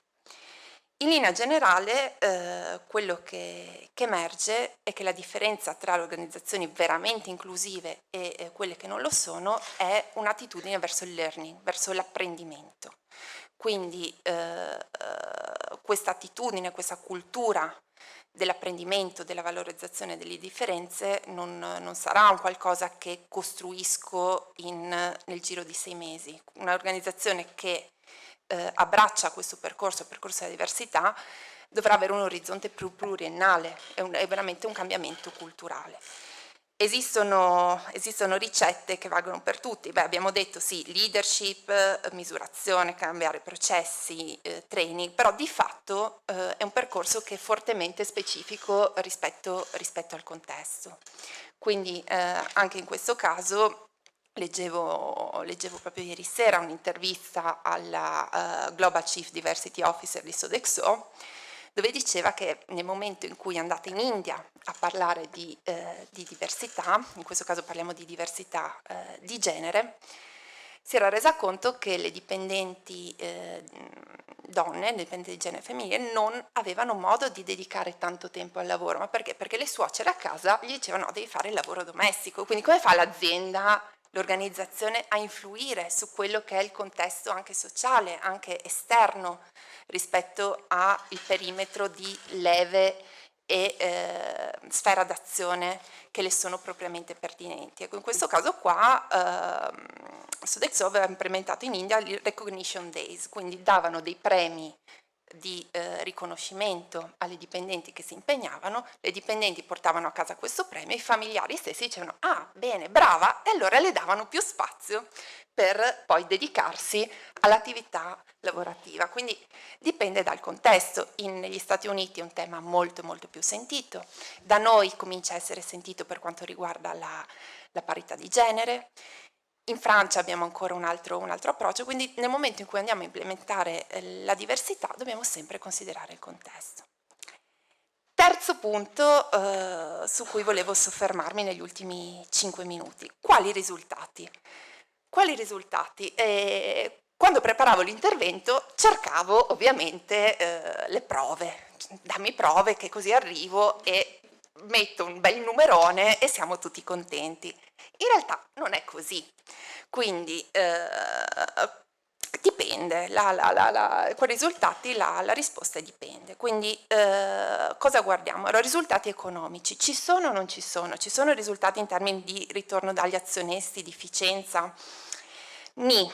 Nel senso che studi, soprattutto una decina d'anni fa, hanno cercato di correlare quella che è la composizione del board, quindi del consiglio di amministrazione, in termini di composizione essenzialmente diversità di genere, con risultati di ritorno agli azionisti e risultati economici. I messaggi sono stati inizialmente incoraggianti, però delle revisioni degli studi, delle meta-analisi, quindi vado a mettere insieme questi diversi studi e analizzarli con rigore, dimostrano che in realtà questa causalità non c'è. È stata dimostrata una correlazione, ma non causalità, e anzi sono state evidenziate dei fattori che potrebbero essere ugualmente intervenienti, quindi le dimensioni dell'azienda, la dinamicità dell'azienda, che mi portano entrambi sia a risultati economici maggiori sia a una diversificazione del bono. Quindi quadri risultati economici, ritorni investitori, no, dipende. Secondo tema, ma allora forse queste organizzazioni che integrano talenti diversi sono migliori in termini di innovazione e creatività. Quindi il presupposto teorico è ho un gruppo diverso, un gruppo con competenze, con punti di vista diversi, un gruppo che quindi riesce a innovare meglio e riesce a essere quindi meno chiuso in se stesso, meno chiuso nella realtà. Anche qui le evidenze sono miste e anzi sono anche contraddittorie, quindi un recente studio su una casa farmaceutica dove sono stati analizzati gli output di una sessantina di progetti R&D, è stato dimostrato come in realtà gruppi diversi portassero a risultati peggiori. Ma, e anche qua c'è un ma perché? I ricercatori hanno inserito una variabile addizionale in questi studi ed è la sicurezza psicologica. Quindi non dipende dalla composizione, come dicevo prima, ma dipende dall'inclusione, dipende da effettivamente quanto persone con background diversi sono messe in grado di dare il proprio contributo in un contesto di lavoro di gruppo orientato all'innovazione. Quindi solo la diversità? No, per assurdo porta peggio, perché nel momento in cui io devo confrontarmi con una persona che è diversa da me, devo prima lavorare su quelli che sono i presupposti del nostro confronto e del nostro incontro, quindi crea inefficienze potenzialmente. Nel momento invece in cui io ho un clima di sicurezza psicologica, un clima delle regole del gioco, delle regole dell'interazione chiare, le persone diverse possono dare il loro contributo. Quindi risultati, efficienza, punto di domanda, innovazione sì, ma se riesco anche a implementare l'inclusione, a implementare un clima di sicurezza psicologica. Terzo risultato, ed è quello però che ci deve guidare: equità e rispetto dei diritti umani.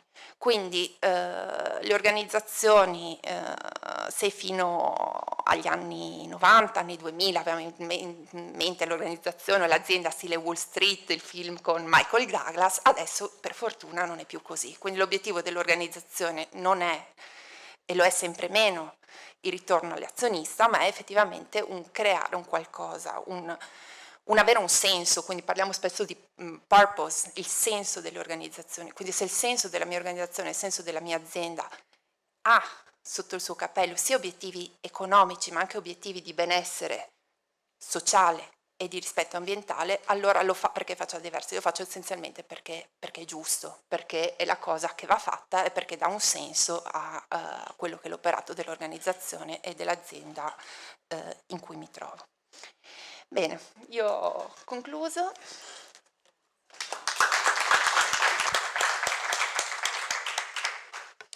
Ringrazio moltissimo la nostra collega di Uniud, Giovanna Culot, perché io mi sono fatta uno schema che poi riproporrò, credo, da qui ai miei prossimi giorni. Il primo è: dagli ingegneri in effetti c'è qualcosa da imparare, che è l'idea, gli ingegneri e anche i filoingegneri, per cui un dottorato in ingegneria ti fa ingegnere. La prima cosa è: bisogna guardare alla realtà, non bisogna inventarsi costrutti teorici del tutto non dimostrabili in cui si dice la diversità fa bene alle organizzazioni, se poi gli studi ci dimostrano che non è così, o almeno non è così chiaro. Altrimenti scientificamente il nostro lavoro non vale niente.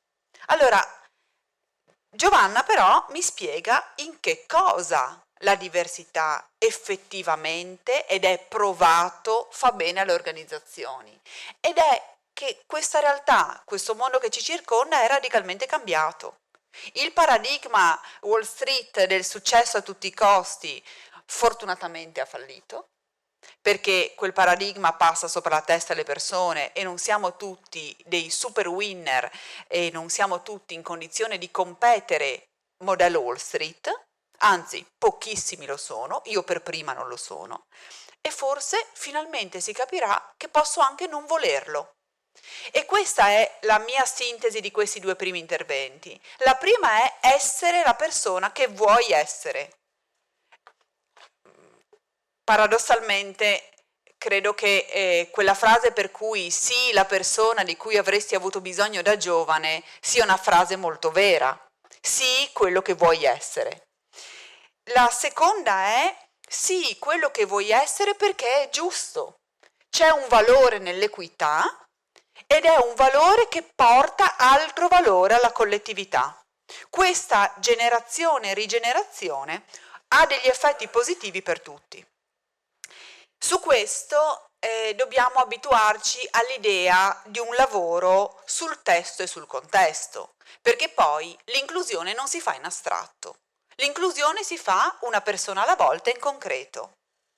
È un lavoro paziente, un ago e filo, in cui quotidianamente ci si interroga su come ricucire insieme i pezzi.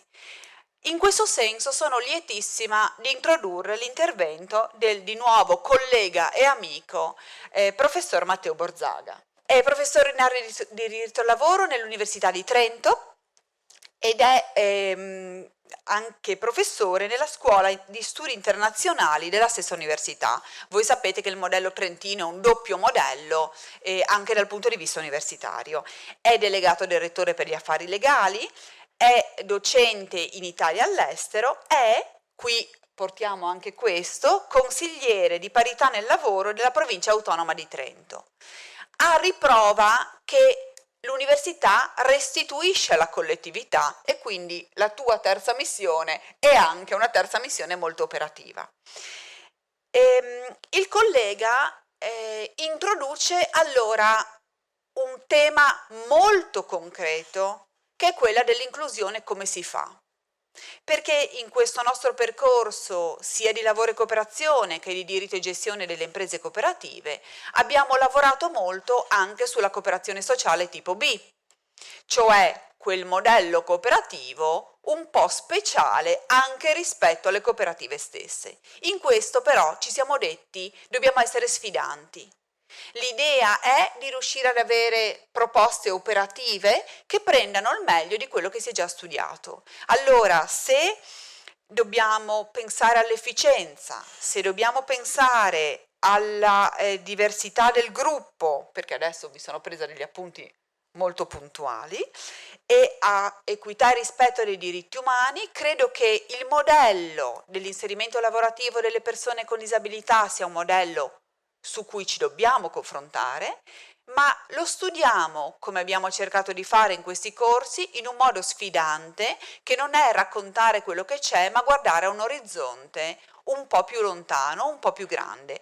Questo orizzonte è quello su cui vogliamo misurarci delle reti di imprese cooperative per l'inserimento lavorativo. Cedo con molto piacere la parola al collega Matteo Borzaga e lo ringrazio di nuovo per essere qui. Buongiorno a tutte e a tutti anche da parte mia, sono veramente molto felice di essere qui, non soltanto perché Anna, oltre a una collega, è anche una cara amica, ma proprio per la platea che ho qui di fronte oggi e a cui ci sarà modo probabilmente dopo di fare i complimenti, ma insomma li faccio già ora. Dunque, il tema di cui mi occuperò oggi è quello relativo proprio alle reti di imprese cooperative per l'inserimento lavorativo e diciamo, mi occuperò di questo tema in modo molto veloce perché ovviamente il tempo a disposizione è poco, però ecco, porterò sostanzialmente qui una serie di riflessioni che all'Università di Trento abbiamo fatto con un gruppo di ricerca interdisciplinare coordinato poi da un istituto di ricerca sempre collegato, connesso all'università, che si chiama Eurixe e che si occupa appunto di cooperative e imprese sociali, appunto un progetto di ricerca interdisciplinare che si è occupato proprio di quello che diceva Anna prima, cioè tentare di partire dal basso, cioè dalle richieste degli stakeholder, per trovare delle soluzioni, diciamo così, anche innovative, attraverso gli strumenti che il diritto, diciamo in generale, il diritto del lavoro in particolare, ma non solo, ci mettono a disposizione. Ecco, e tra l'altro volevo anche ringraziarti Anna, perché una cosa molto interessante che ho trovato proprio questa mattina è che nonostante i nostri 3 interventi siano estremamente, diciamo, diversi tra di loro, perché si occupano di temi diversi, poi alla fine io ci ho visto un filo rosso, e quindi questo mi sembra particolarmente interessante per un'iniziativa di questo tipo. Allora, io appunto mi concentrerò su alcuni aspetti insieme a voi. Ho provato a fare una sorta di indice, quindi partirò da una breve introduzione, poi andrò veramente molto veloce perché ci sono temi che immagino conosciate bene, vi dirò 2 parole sui modelli di inserimento lavorativo di soggetti svantaggiati nel contesto italiano, e in particolare mi chiederò, che è poi la cosa di cui parlavo prima, che viene anche dal basso, mi chiederò appunto se è necessaria una sempre maggiore integrazione tra questi modelli, e in questo contesto poi mi soffermerò su quello che è appunto il possibile ruolo del contratto di rete, che ovviamente è stato concepito per ragioni diverse, questo è un po' forse l'elemento più interessante, tra vantaggi e criticità, perché ovviamente questo è uno strumento che offre dei vantaggi ma che presenta anche tutta una serie di criticità, e poi cercherò di trarre insieme a voi alcune conclusioni, partendo peraltro dal presupposto che questa ricerca ha già prodotto un rapporto che è disponibile, quindi per eventuali approfondimenti poi vi posso senz'altro rimandare a quello. Allora, è chiaro, come accennava anche Anna nell'introduzione, che diciamo, il mio ambito di intervento è quello relativo alla cooperazione sociale, in particolare la cooperazione sociale di inserimento lavorativo, quindi quella cosiddetta di tipo B, che proprio a livello introduttivo si può affermare che goda senz'altro di buona salute. Lo dimostrano molte ricerche anche su come appunto è stata in grado di superare la crisi economico-finanziaria del 2008-2011, ma anche forse, insomma, dalle prime evidenze empiriche che si hanno, quella pandemica. Quindi rappresenta sicuramente un settore in buona salute, ma che sempre di più si trova di fronte a tutta una serie di sfide che riguardano entrambe, diciamo, le questioni di cui volevo occuparmi con voi questa mattina, cioè l'attività di impresa in quanto tale, e appunto i soggetti svantaggiati e le loro prospettive professionali, proprio direi in una logica di sempre maggiore inclusione.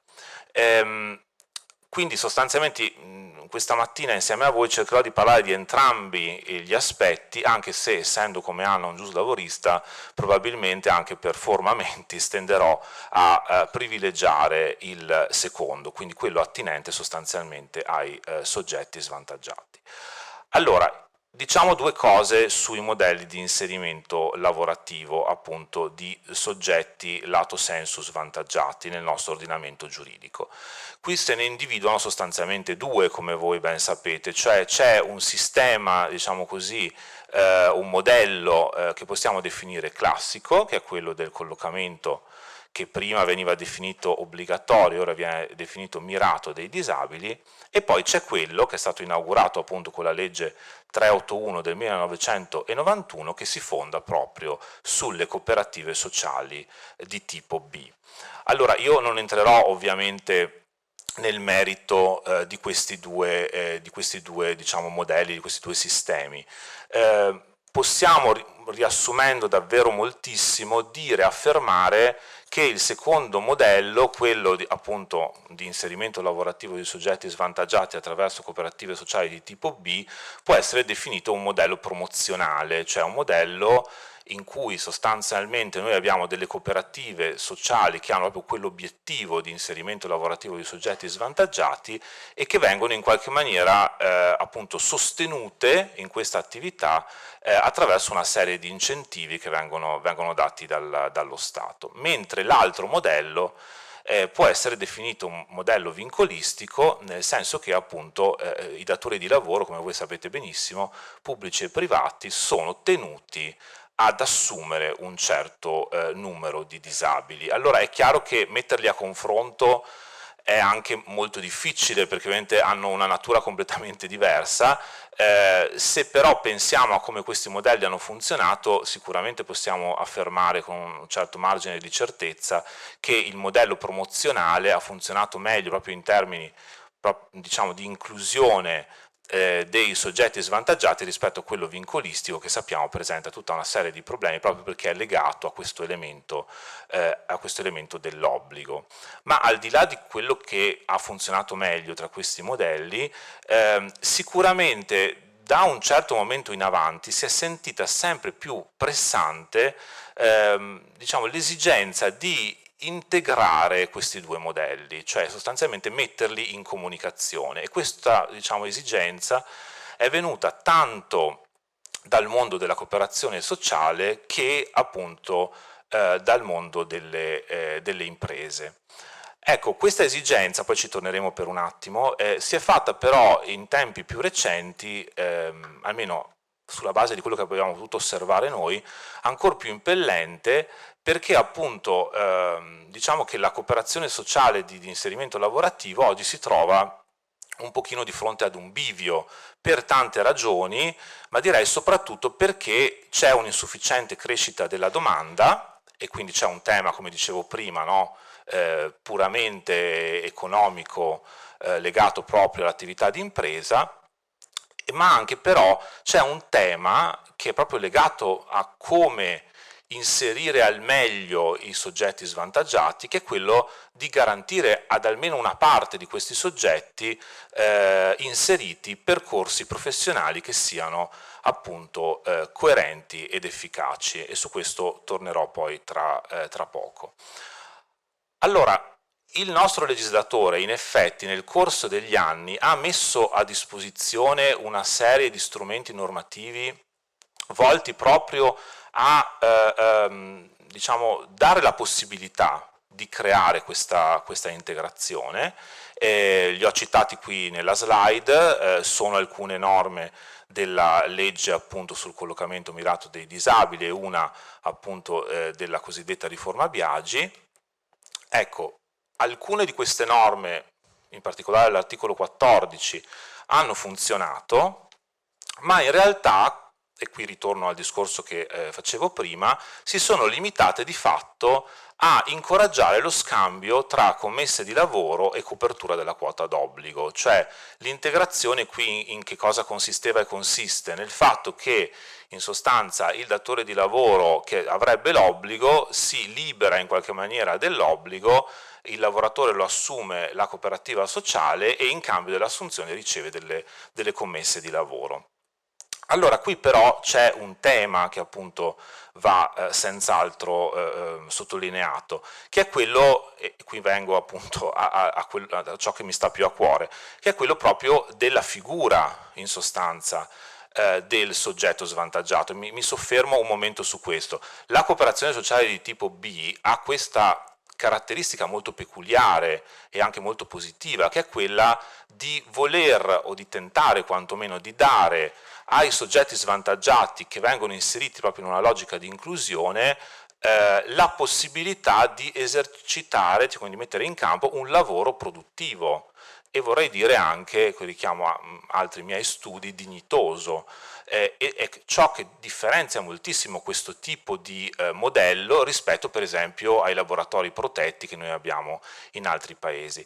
Allora qui è chiaro che noi, lo dicevamo prima, no? Bisogna prendere a riferimento ciascuna singola persona, è importante questo ragionamento, e quindi facendolo stiamo perfettamente tutti quanti consapevoli e tutte quanti consapevoli che in realtà ogni soggetto svantaggiato è diverso dall'altro.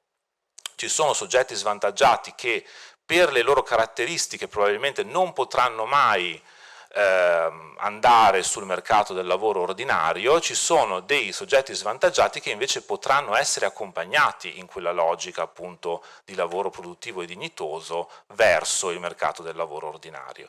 Allora qui nasce proprio anche da qui, se volete, nasce proprio l'esigenza di integrazione maggiore della quale vi parlavo prima.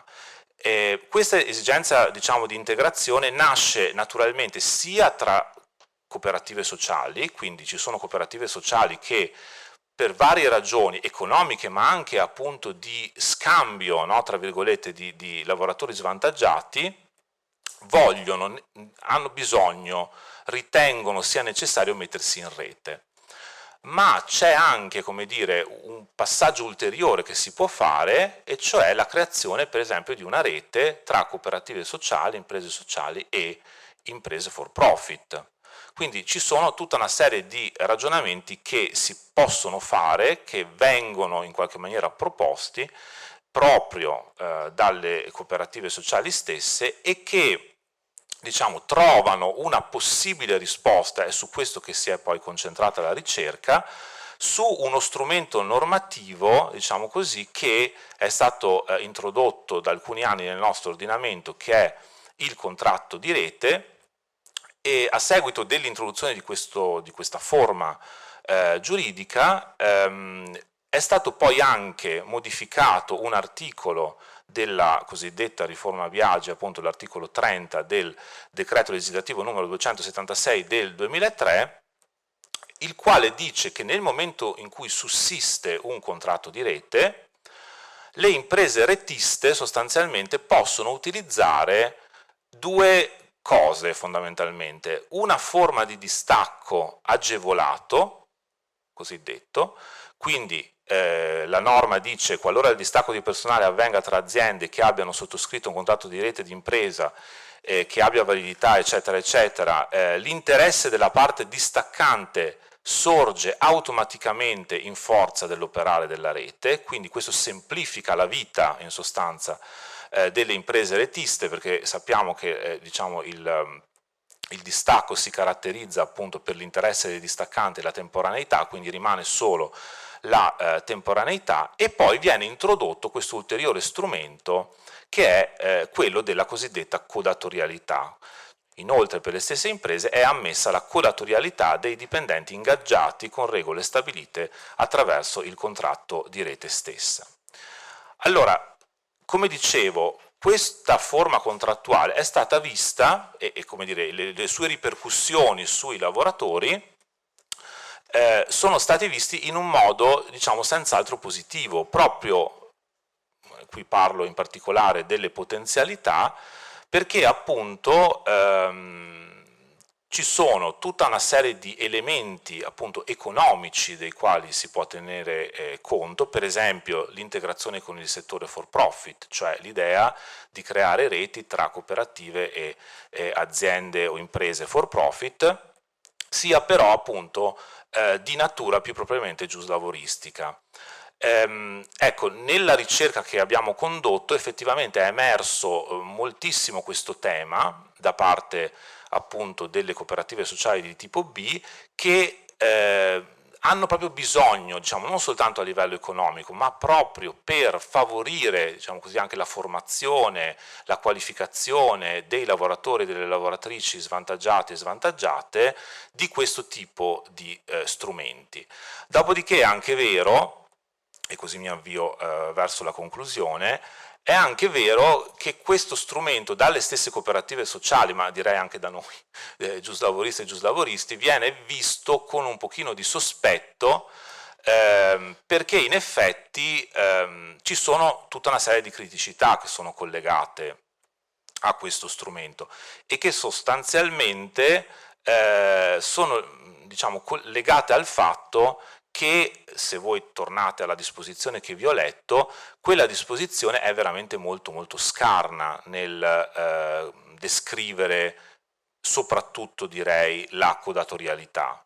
Cioè sulla codatorialità sostanzialmente non si dice praticamente nulla, si dice solo che è ammessa la codatorialità, si usa tra l'altro un termine molto strano, no, dei lavoratori ingaggiati, quindi non si capisce, no, se per esempio i lavoratori che erano già dipendenti delle imprese retiste prima del contratto di rete possono essere utilizzati, scusate il termine, in codatorialità oppure no, cioè sorgono tutta una serie di problemi che sono legati ad un qualcosa che a noi giuristi spaventa sempre, cioè il fatto che ci siano molte poche regole fondamentalmente su diciamo, su questo istituto. Ecco perché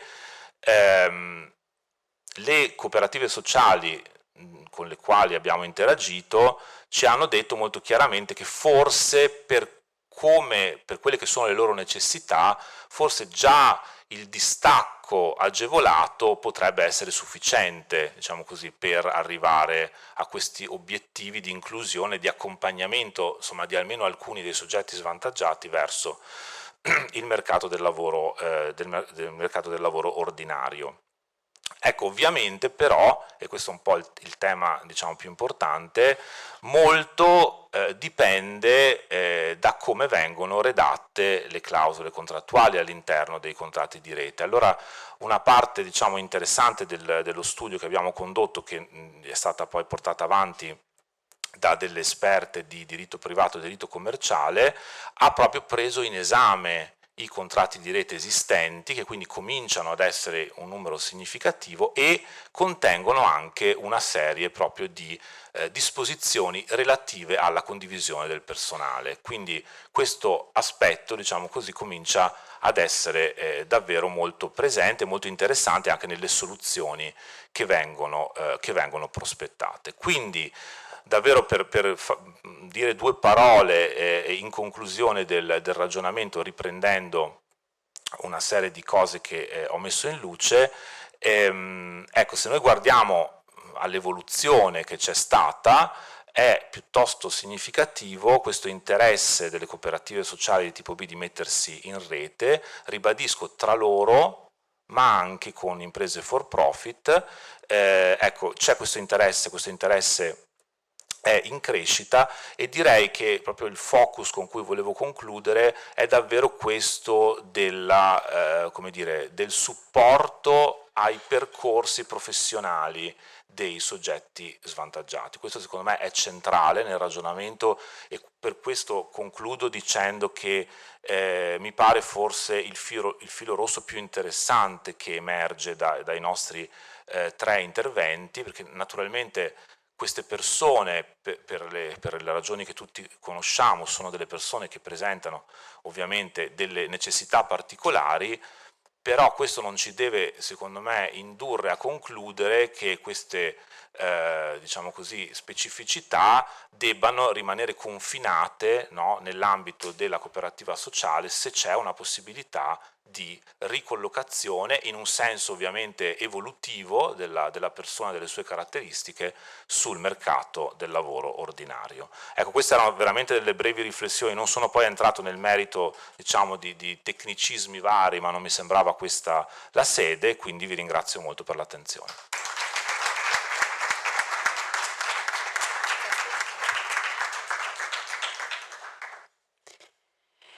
Grazie al collega professor Borzaga che mi ha davvero agevolato nel passaggio che ci porta alle conclusioni di questa mattinata.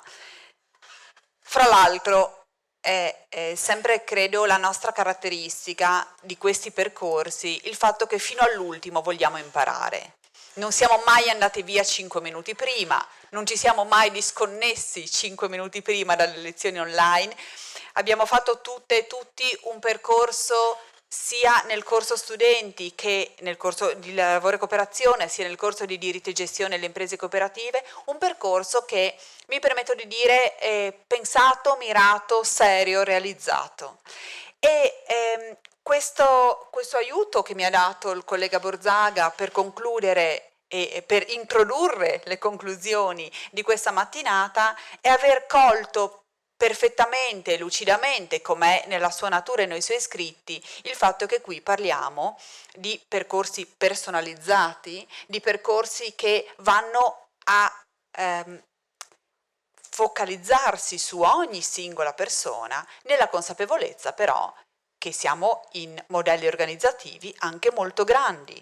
E poiché io mi affido, ed è quello che abbiamo cercato di fare in questo corso, sempre a chi ne sa, il pensiero è corso a cercare nella grande scuola bolognese delle cooperative, di chi sa di cooperative, di cercare chi potesse guidarci per concludere il percorso. Permettetemi solo 2 parole per introdurre il professor Matacena, ma non ce ne sarebbe bisogno, perché il professore è già professore, ma come abbiamo detto, se si è professori un giorno si è professori sempre.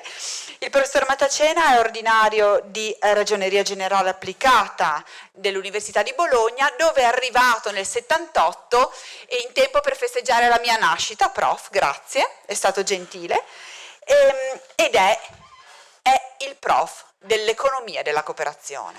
Allora non voglio impegnare ancora questo pubblico che aspetta di concludere un percorso, e sono grata al professor Matacena che ci regala questa mini lezio conclusiva per i nostri corsi di lavoro e cooperazione, diritto e gestione delle imprese cooperative. Parliamo di caratteristiche e limiti della governance cooperativa. Grazie prof, l'ascoltiamo. Allora, prima di tutto ringrazio la giovane collega Zilli dell'invito che mi è stato fatto, invito che ho trovato veramente utile, simpatico, almeno per me, perché mi ha riportato indietro di tanto tempo, mi ha riportato ai 12 anni di direzione di un master, il master in economia della cooperazione, mi ha riportato a una ventina di anni di collaborazione con 2 persone in particolare. C'era un giurista che si chiama Felice Scalvini e un economista che si chiama Carlo Borzaga, e quindi da questo punto di vista sono, come dire, molto ma molto contento di partecipare. Chiedo alla collega Zilli di guardarmi nel tempo, perché quando io attacco a parlare non so quando smetto. Perfetto. Conto sulla sua capacità e potere di disconnessione.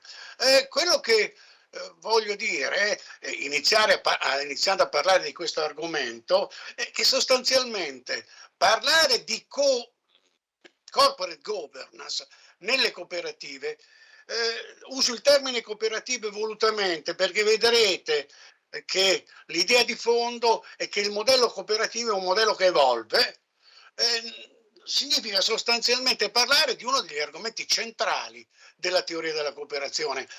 Guardate che si è soliti considerare la governance come l'elemento di differenziazione massima tra imprese cooperative e imprese profit.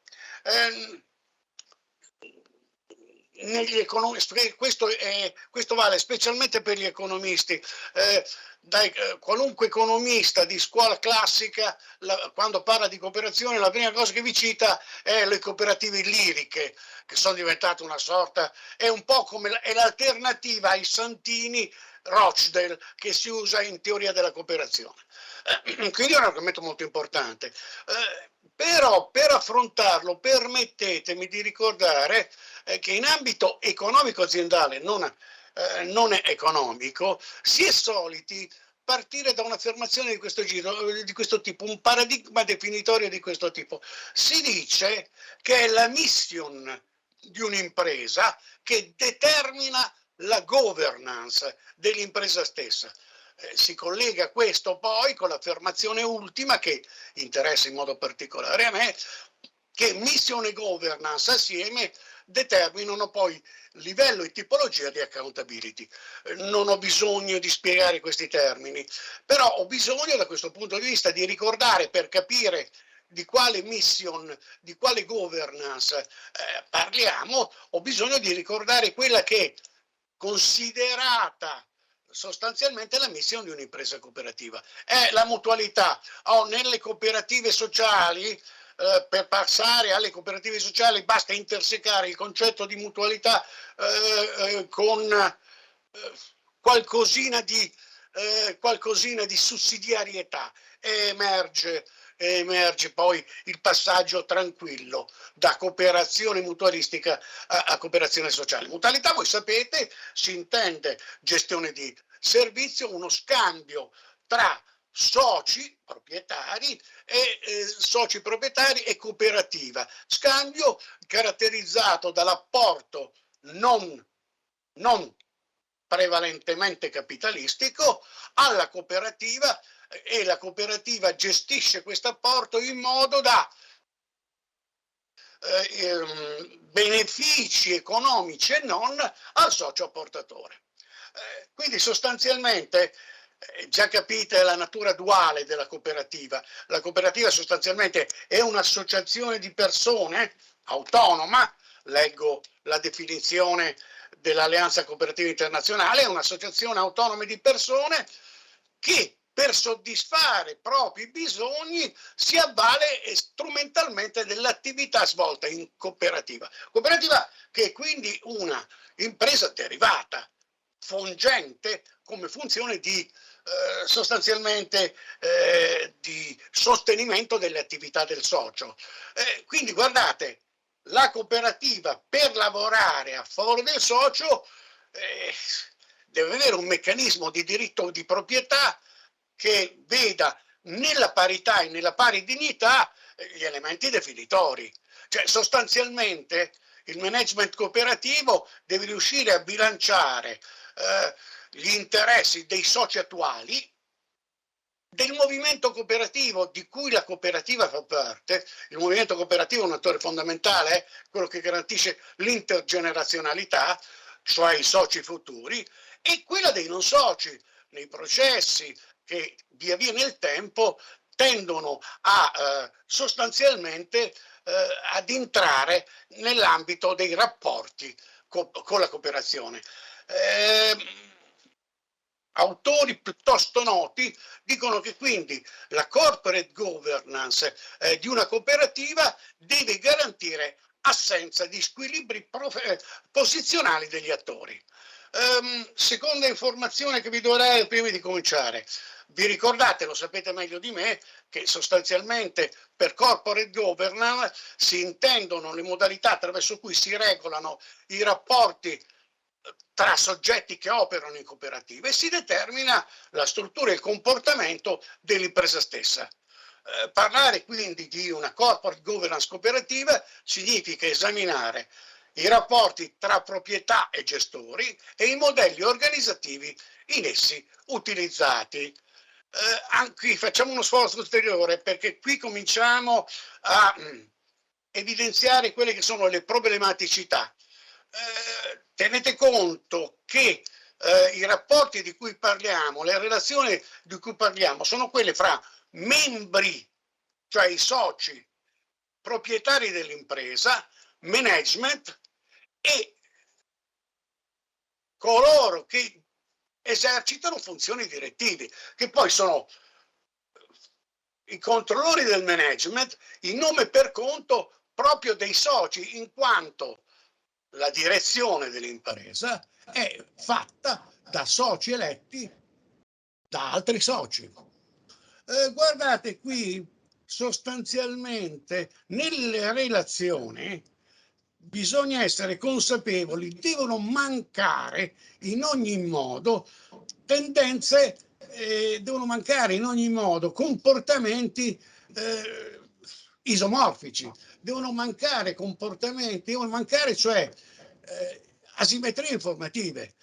Quindi diventa estremamente importante, e quando si introduce lo studio della governance nelle cooperative bisogna sempre ricordare e collegare la governance nelle cooperative sostanzialmente con il primo paragrafo del principio quinto della dichiarazione dell'Alleanza Cooperative, che dice: le cooperative forniscono servizi di educazione e formazione ai propri soci, ai rappresentanti eletti, ai manager e al personale, in modo che siano in grado di contribuire con efficacia allo sviluppo delle proprie società cooperative.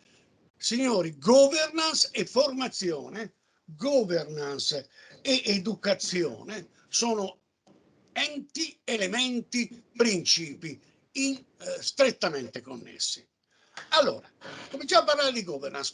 Governance significa sostanzialmente appunto perché dobbiamo garantire che tutti i soci abbiano uguale trattamento e uguale vantaggio alla partecipazione, non può che essere fondato su una governance basata sul principio della democraticità, il che poi ovviamente era necessariamente prevedibile, perché se la cooperativa è una promanazione di una associazione, come dicevamo, un'associazione di persone, ovviamente si riporta nella cooperativa i principi di governo dell'associazione stessa, quindi non è una novità.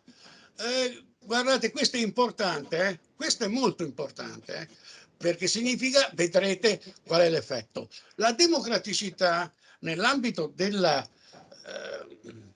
di quella che è sostanzialmente l'Alleanza Cooperativa Internazionale a cui io mi riferisco, è regolata attraverso due postulati. Il primo, che si chiama principio della porta aperta, ed è esplicitato al numero 1 dei principi, e il primo principio dice: le cooperative sono organizzazioni volontarie aperte a tutte le persone, capaci di utilizzare i loro servizi e desiderose di accettare le responsabilità connesse all'adesione, senza alcuna discriminazione di genere, sociale, razziale, politica o religiosa. Guardate, sostanzialmente qui cosa stiamo dicendo? Cioè si applica con la porta aperta il diritto di partecipazione all'azione cooperativa di tutti quei portatori di interessi, come dice Bonfante, con qualità personale coerenti con lo scopo mutualistico e l'attività economica svolta dalla cooperativa, cioè interessi omologhi a quelli che hanno portato i già soci presenti territorialmente nella cooperativa. E, guardate, questo diritto di partecipazione è essenziale per l'impresa cooperativa, perché è strettamente collegato col suo finalismo mutualistico che le impone il coinvolgimento di quote crescenti dei soci. Ovviamente capite, l'apporto capitalistico del socio è limitato, l'apporto invece è sostanzialmente per fattore produttivo. La necessità di promozione cooperativa e di crescita della mutualità, quello che una volta si chiamava proselitismo, è strettamente connesso al raggiungimento della dimensione ottima nei processi produttivi. Da qui, ripeto, la caratteristica del modello organizzativo cooperativo che viene chiamato dai giuristi porta aperta, cioè la possibilità che tutti entrino. E guardate che questo esercizio, questo postulato è un elemento fondamentale. È vero che si può limitare, socchiudere la porta nel caso di vincoli collegati alla condizione di uso efficienza della risorsa portata dai soci, l'utilità marginale che c'è dietro il concetto, e alla presenza di conflitti di interessi, cioè se esiste conflitto di interesse, qui possiamo socchiudere la porta. Socchiudere la porta, ma attenti, ciò non toglie, e questo è il punto, che l'assenza di capacità di partecipazione non limita l'obbligo da parte della cooperativa o del movimento che la contiene a promuovere che questa esigenza di partecipazione sia facilitata dalla cooperativa stessa attraverso un'attività tipica di business incubator. Cioè, è vero che alcuni diritti di partecipazione non vengono direttamente esauriti, ma il movimento si farà carico, appunto con l'azione di promozione cooperativa, di includere queste esigenze in altri tipi di attività. È questo che ci fa capire sostanzialmente tre cose. Prima di tutto, che porta aperta e promozione cooperativa vanno assieme e sono elementi di meccanismi di inclusione, meccanismi di sviluppo economico del territorio in cui le cooperative operano, e attenti, fattori di crescita, ricito sempre Bonfante, delle qualità soggettive, umane e professionali degli appartenenti alla comunità che su questo territorio insiste. Guardate in più che se facciamo riferimento alle cooperative di lavoro, le cooperative di lavoro rendono stabile l'occupazione, la partecipazione dei soci lavoratori alle cooperative nei tempi più lunghi rende crescente la capacità di acquisizione delle competenze professionali utili allo sviluppo delle cooperative e favorenti accumulazione di capitale umano. Molte cooperative, ad esempio alcune ad alto contenuto di innovazione, tendono a collegare la partecipazione diretta del socio alla continuità di lavoro nella cooperativa stessa. Un esempio per tutti, come operano una cooperativa tipo SACMI. Guardate, da questo punto di vista, porta aperta e promozione significa una sola cosa, significa che la cooperativa si radica sul territorio in cui opera, fino a diventare impresa di territorio, cioè un generatore di capitale relazionale e di identità comunitaria.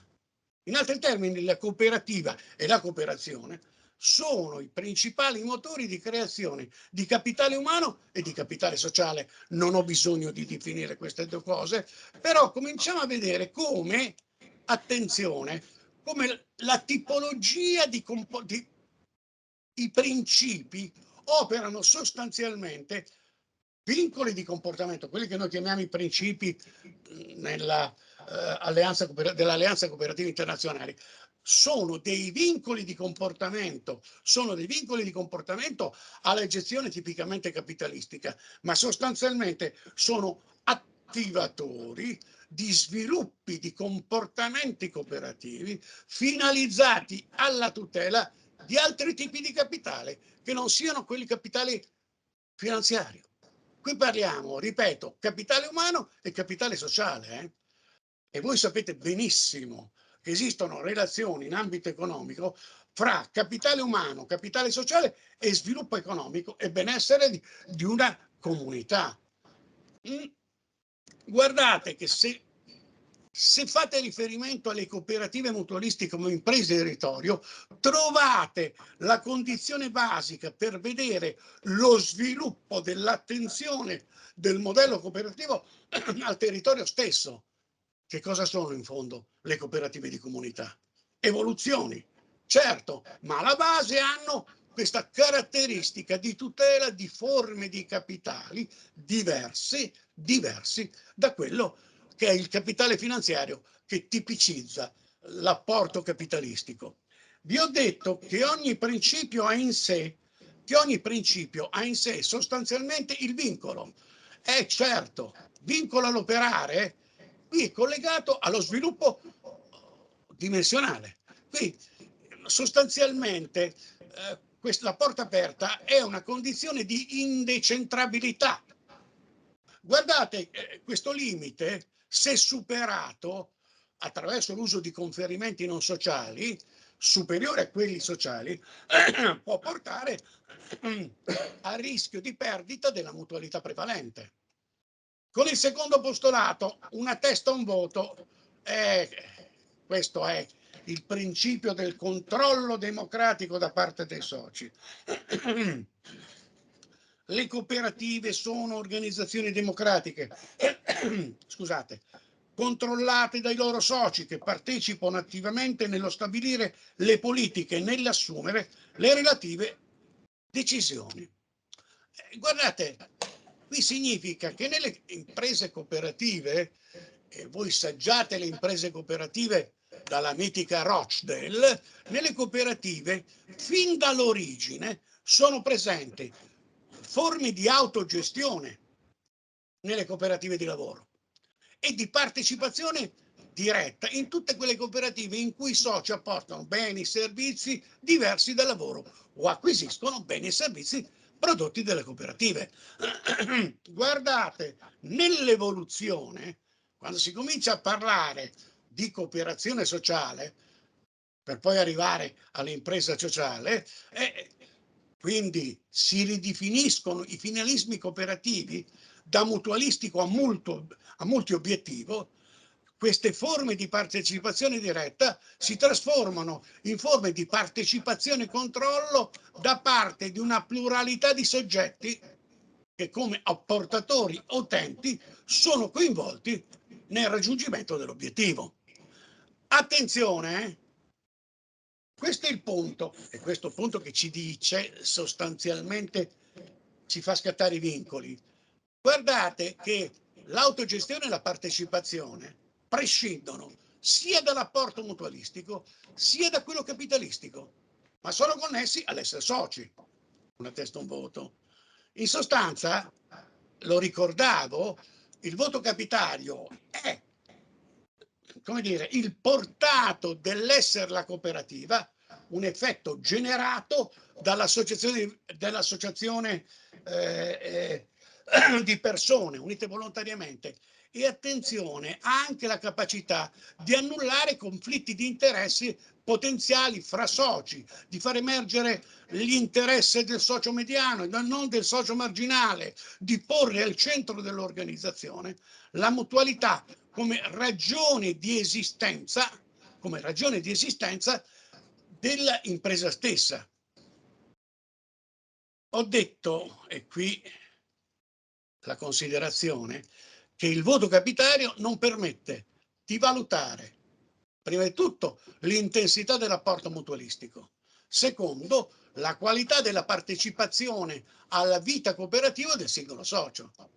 Guardate, questo è un vincolo, Questo è il vincolo perché genera difficoltà amministrative derivanti dalla possibile disparità di trattamento tra soci, dei soci, e dell'assenteismo sociale che da esse potrebbe derivare.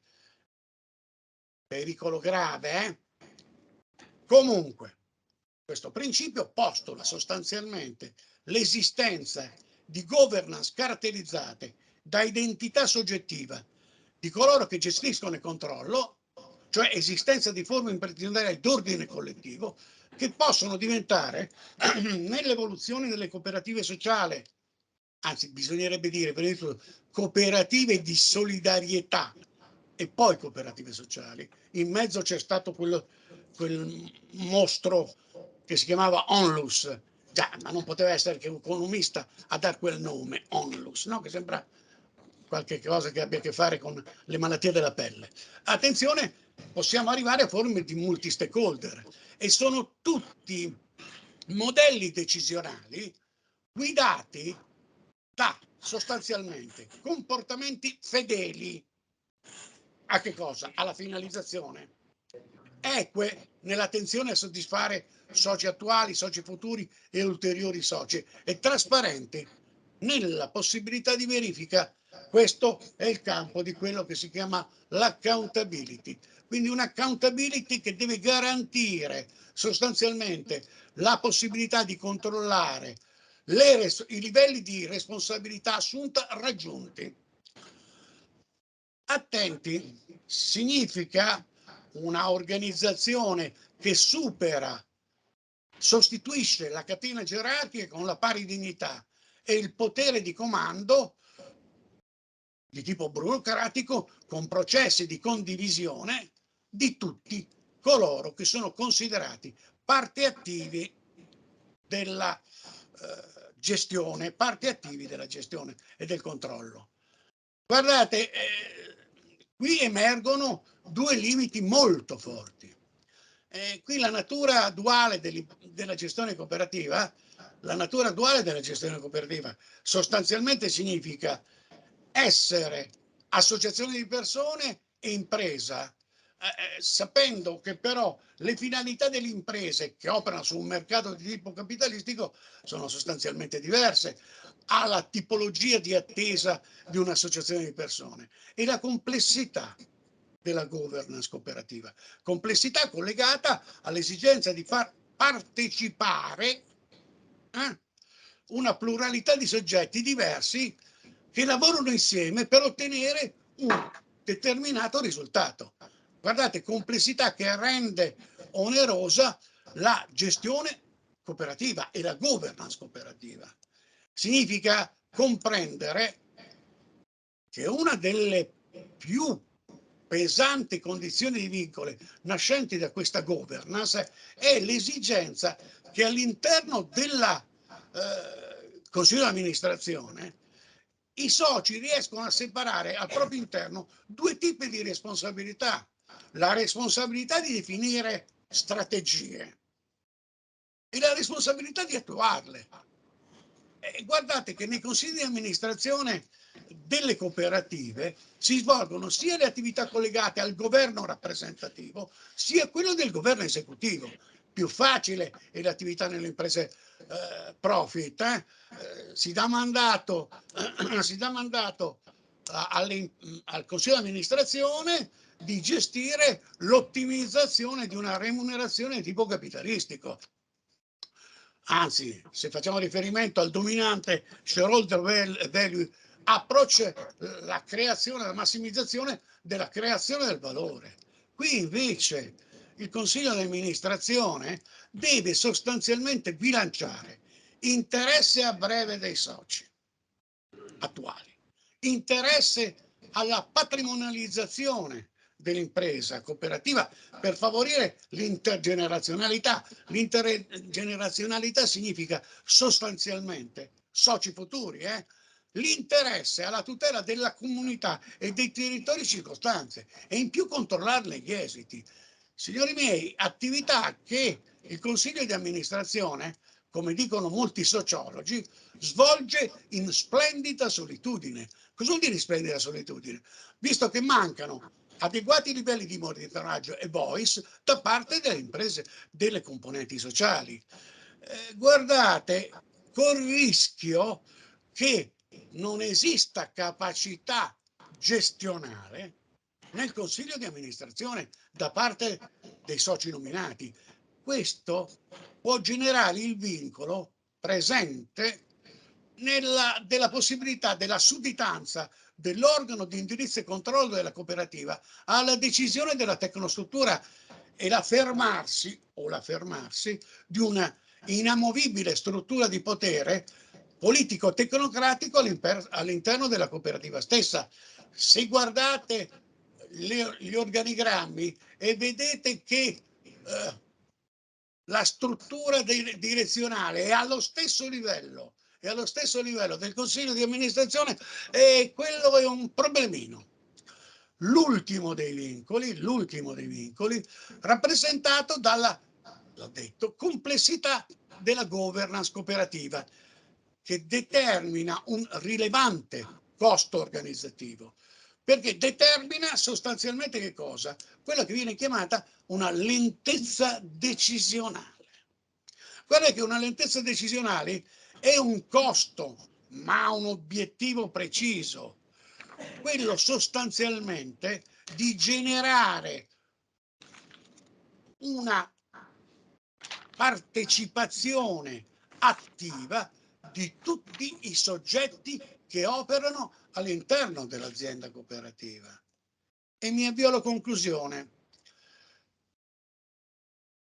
citando forse quelli che sono i punti di riferimento di quella che la collega Zilli ha chiamato scuola bolognese. Zamagni dice che la democraticità delle imprese cooperative si declina quindi internamente in modelli di governance che fanno dell'eguaglianza, del rapporto di reciprocità e della condivisione dei valori i pilastri di riferimento, e ciò avviene esaltando la condizione del socio che lavora senza subire l'alienazione capitalistica, potendosi affermare che la cooperativa rappresenta il germe di un modo diverso di produrre attraverso un'organizzazione dell'impresa democratica e solidaristica. Direi di più. La cooperativa, anche da un punto di vista storico, chi ricorda i primi studi sulla cooperazione e la prima tipologia di cooperativa, la cooperativa è il modello alternativo al modello capitalistico. E l'evoluzione della cooperativa, il suo modo d'essere, la sua partecipazione, la sua traiettoria, che la porta dal difendere categorie marginali a sostanzialmente partecipare allo sviluppo di forme di capitali diversi e ultraeconomici, rappresentano forse l'elemento di effettiva identificazione del modello cooperativo rispetto all'impresa profit. In sostanza, guardate, con la cooperativa si trasforma un contesto capitalistico basato su modelli di corporate governance in modelli di collettività governance.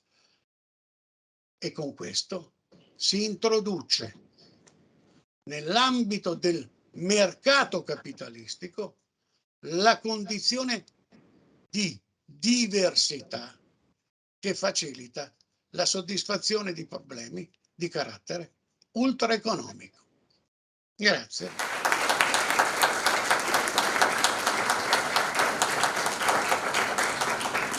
Davvero grazie, perché credo non abbiamo concluso, perché noi non concludiamo, ma abbiamo messo un tassello importante nei nostri ragionamenti, e questo tassello è che la cooperazione sta in modelli economici, è dentro sistemi di persone che muovono capitali, non solo il capitale che pensiamo di remunerare, ma anche generiamo altri capitali, e io me lo sono scritta molto bene. Abbiamo un'impresa che remunera e sviluppa capitale umano e capitale sociale. Direi che se riusciamo a fare anche solo un pezzettino di questo, abbiamo fatto bene il nostro lavoro qui oggi. Grazie, prof.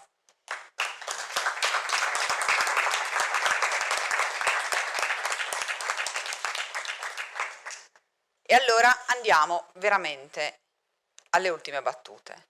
Condividiamo con chi non è potuto essere con noi, condividiamo la strada che abbiamo fatto nelle cooperative. Proviamoci.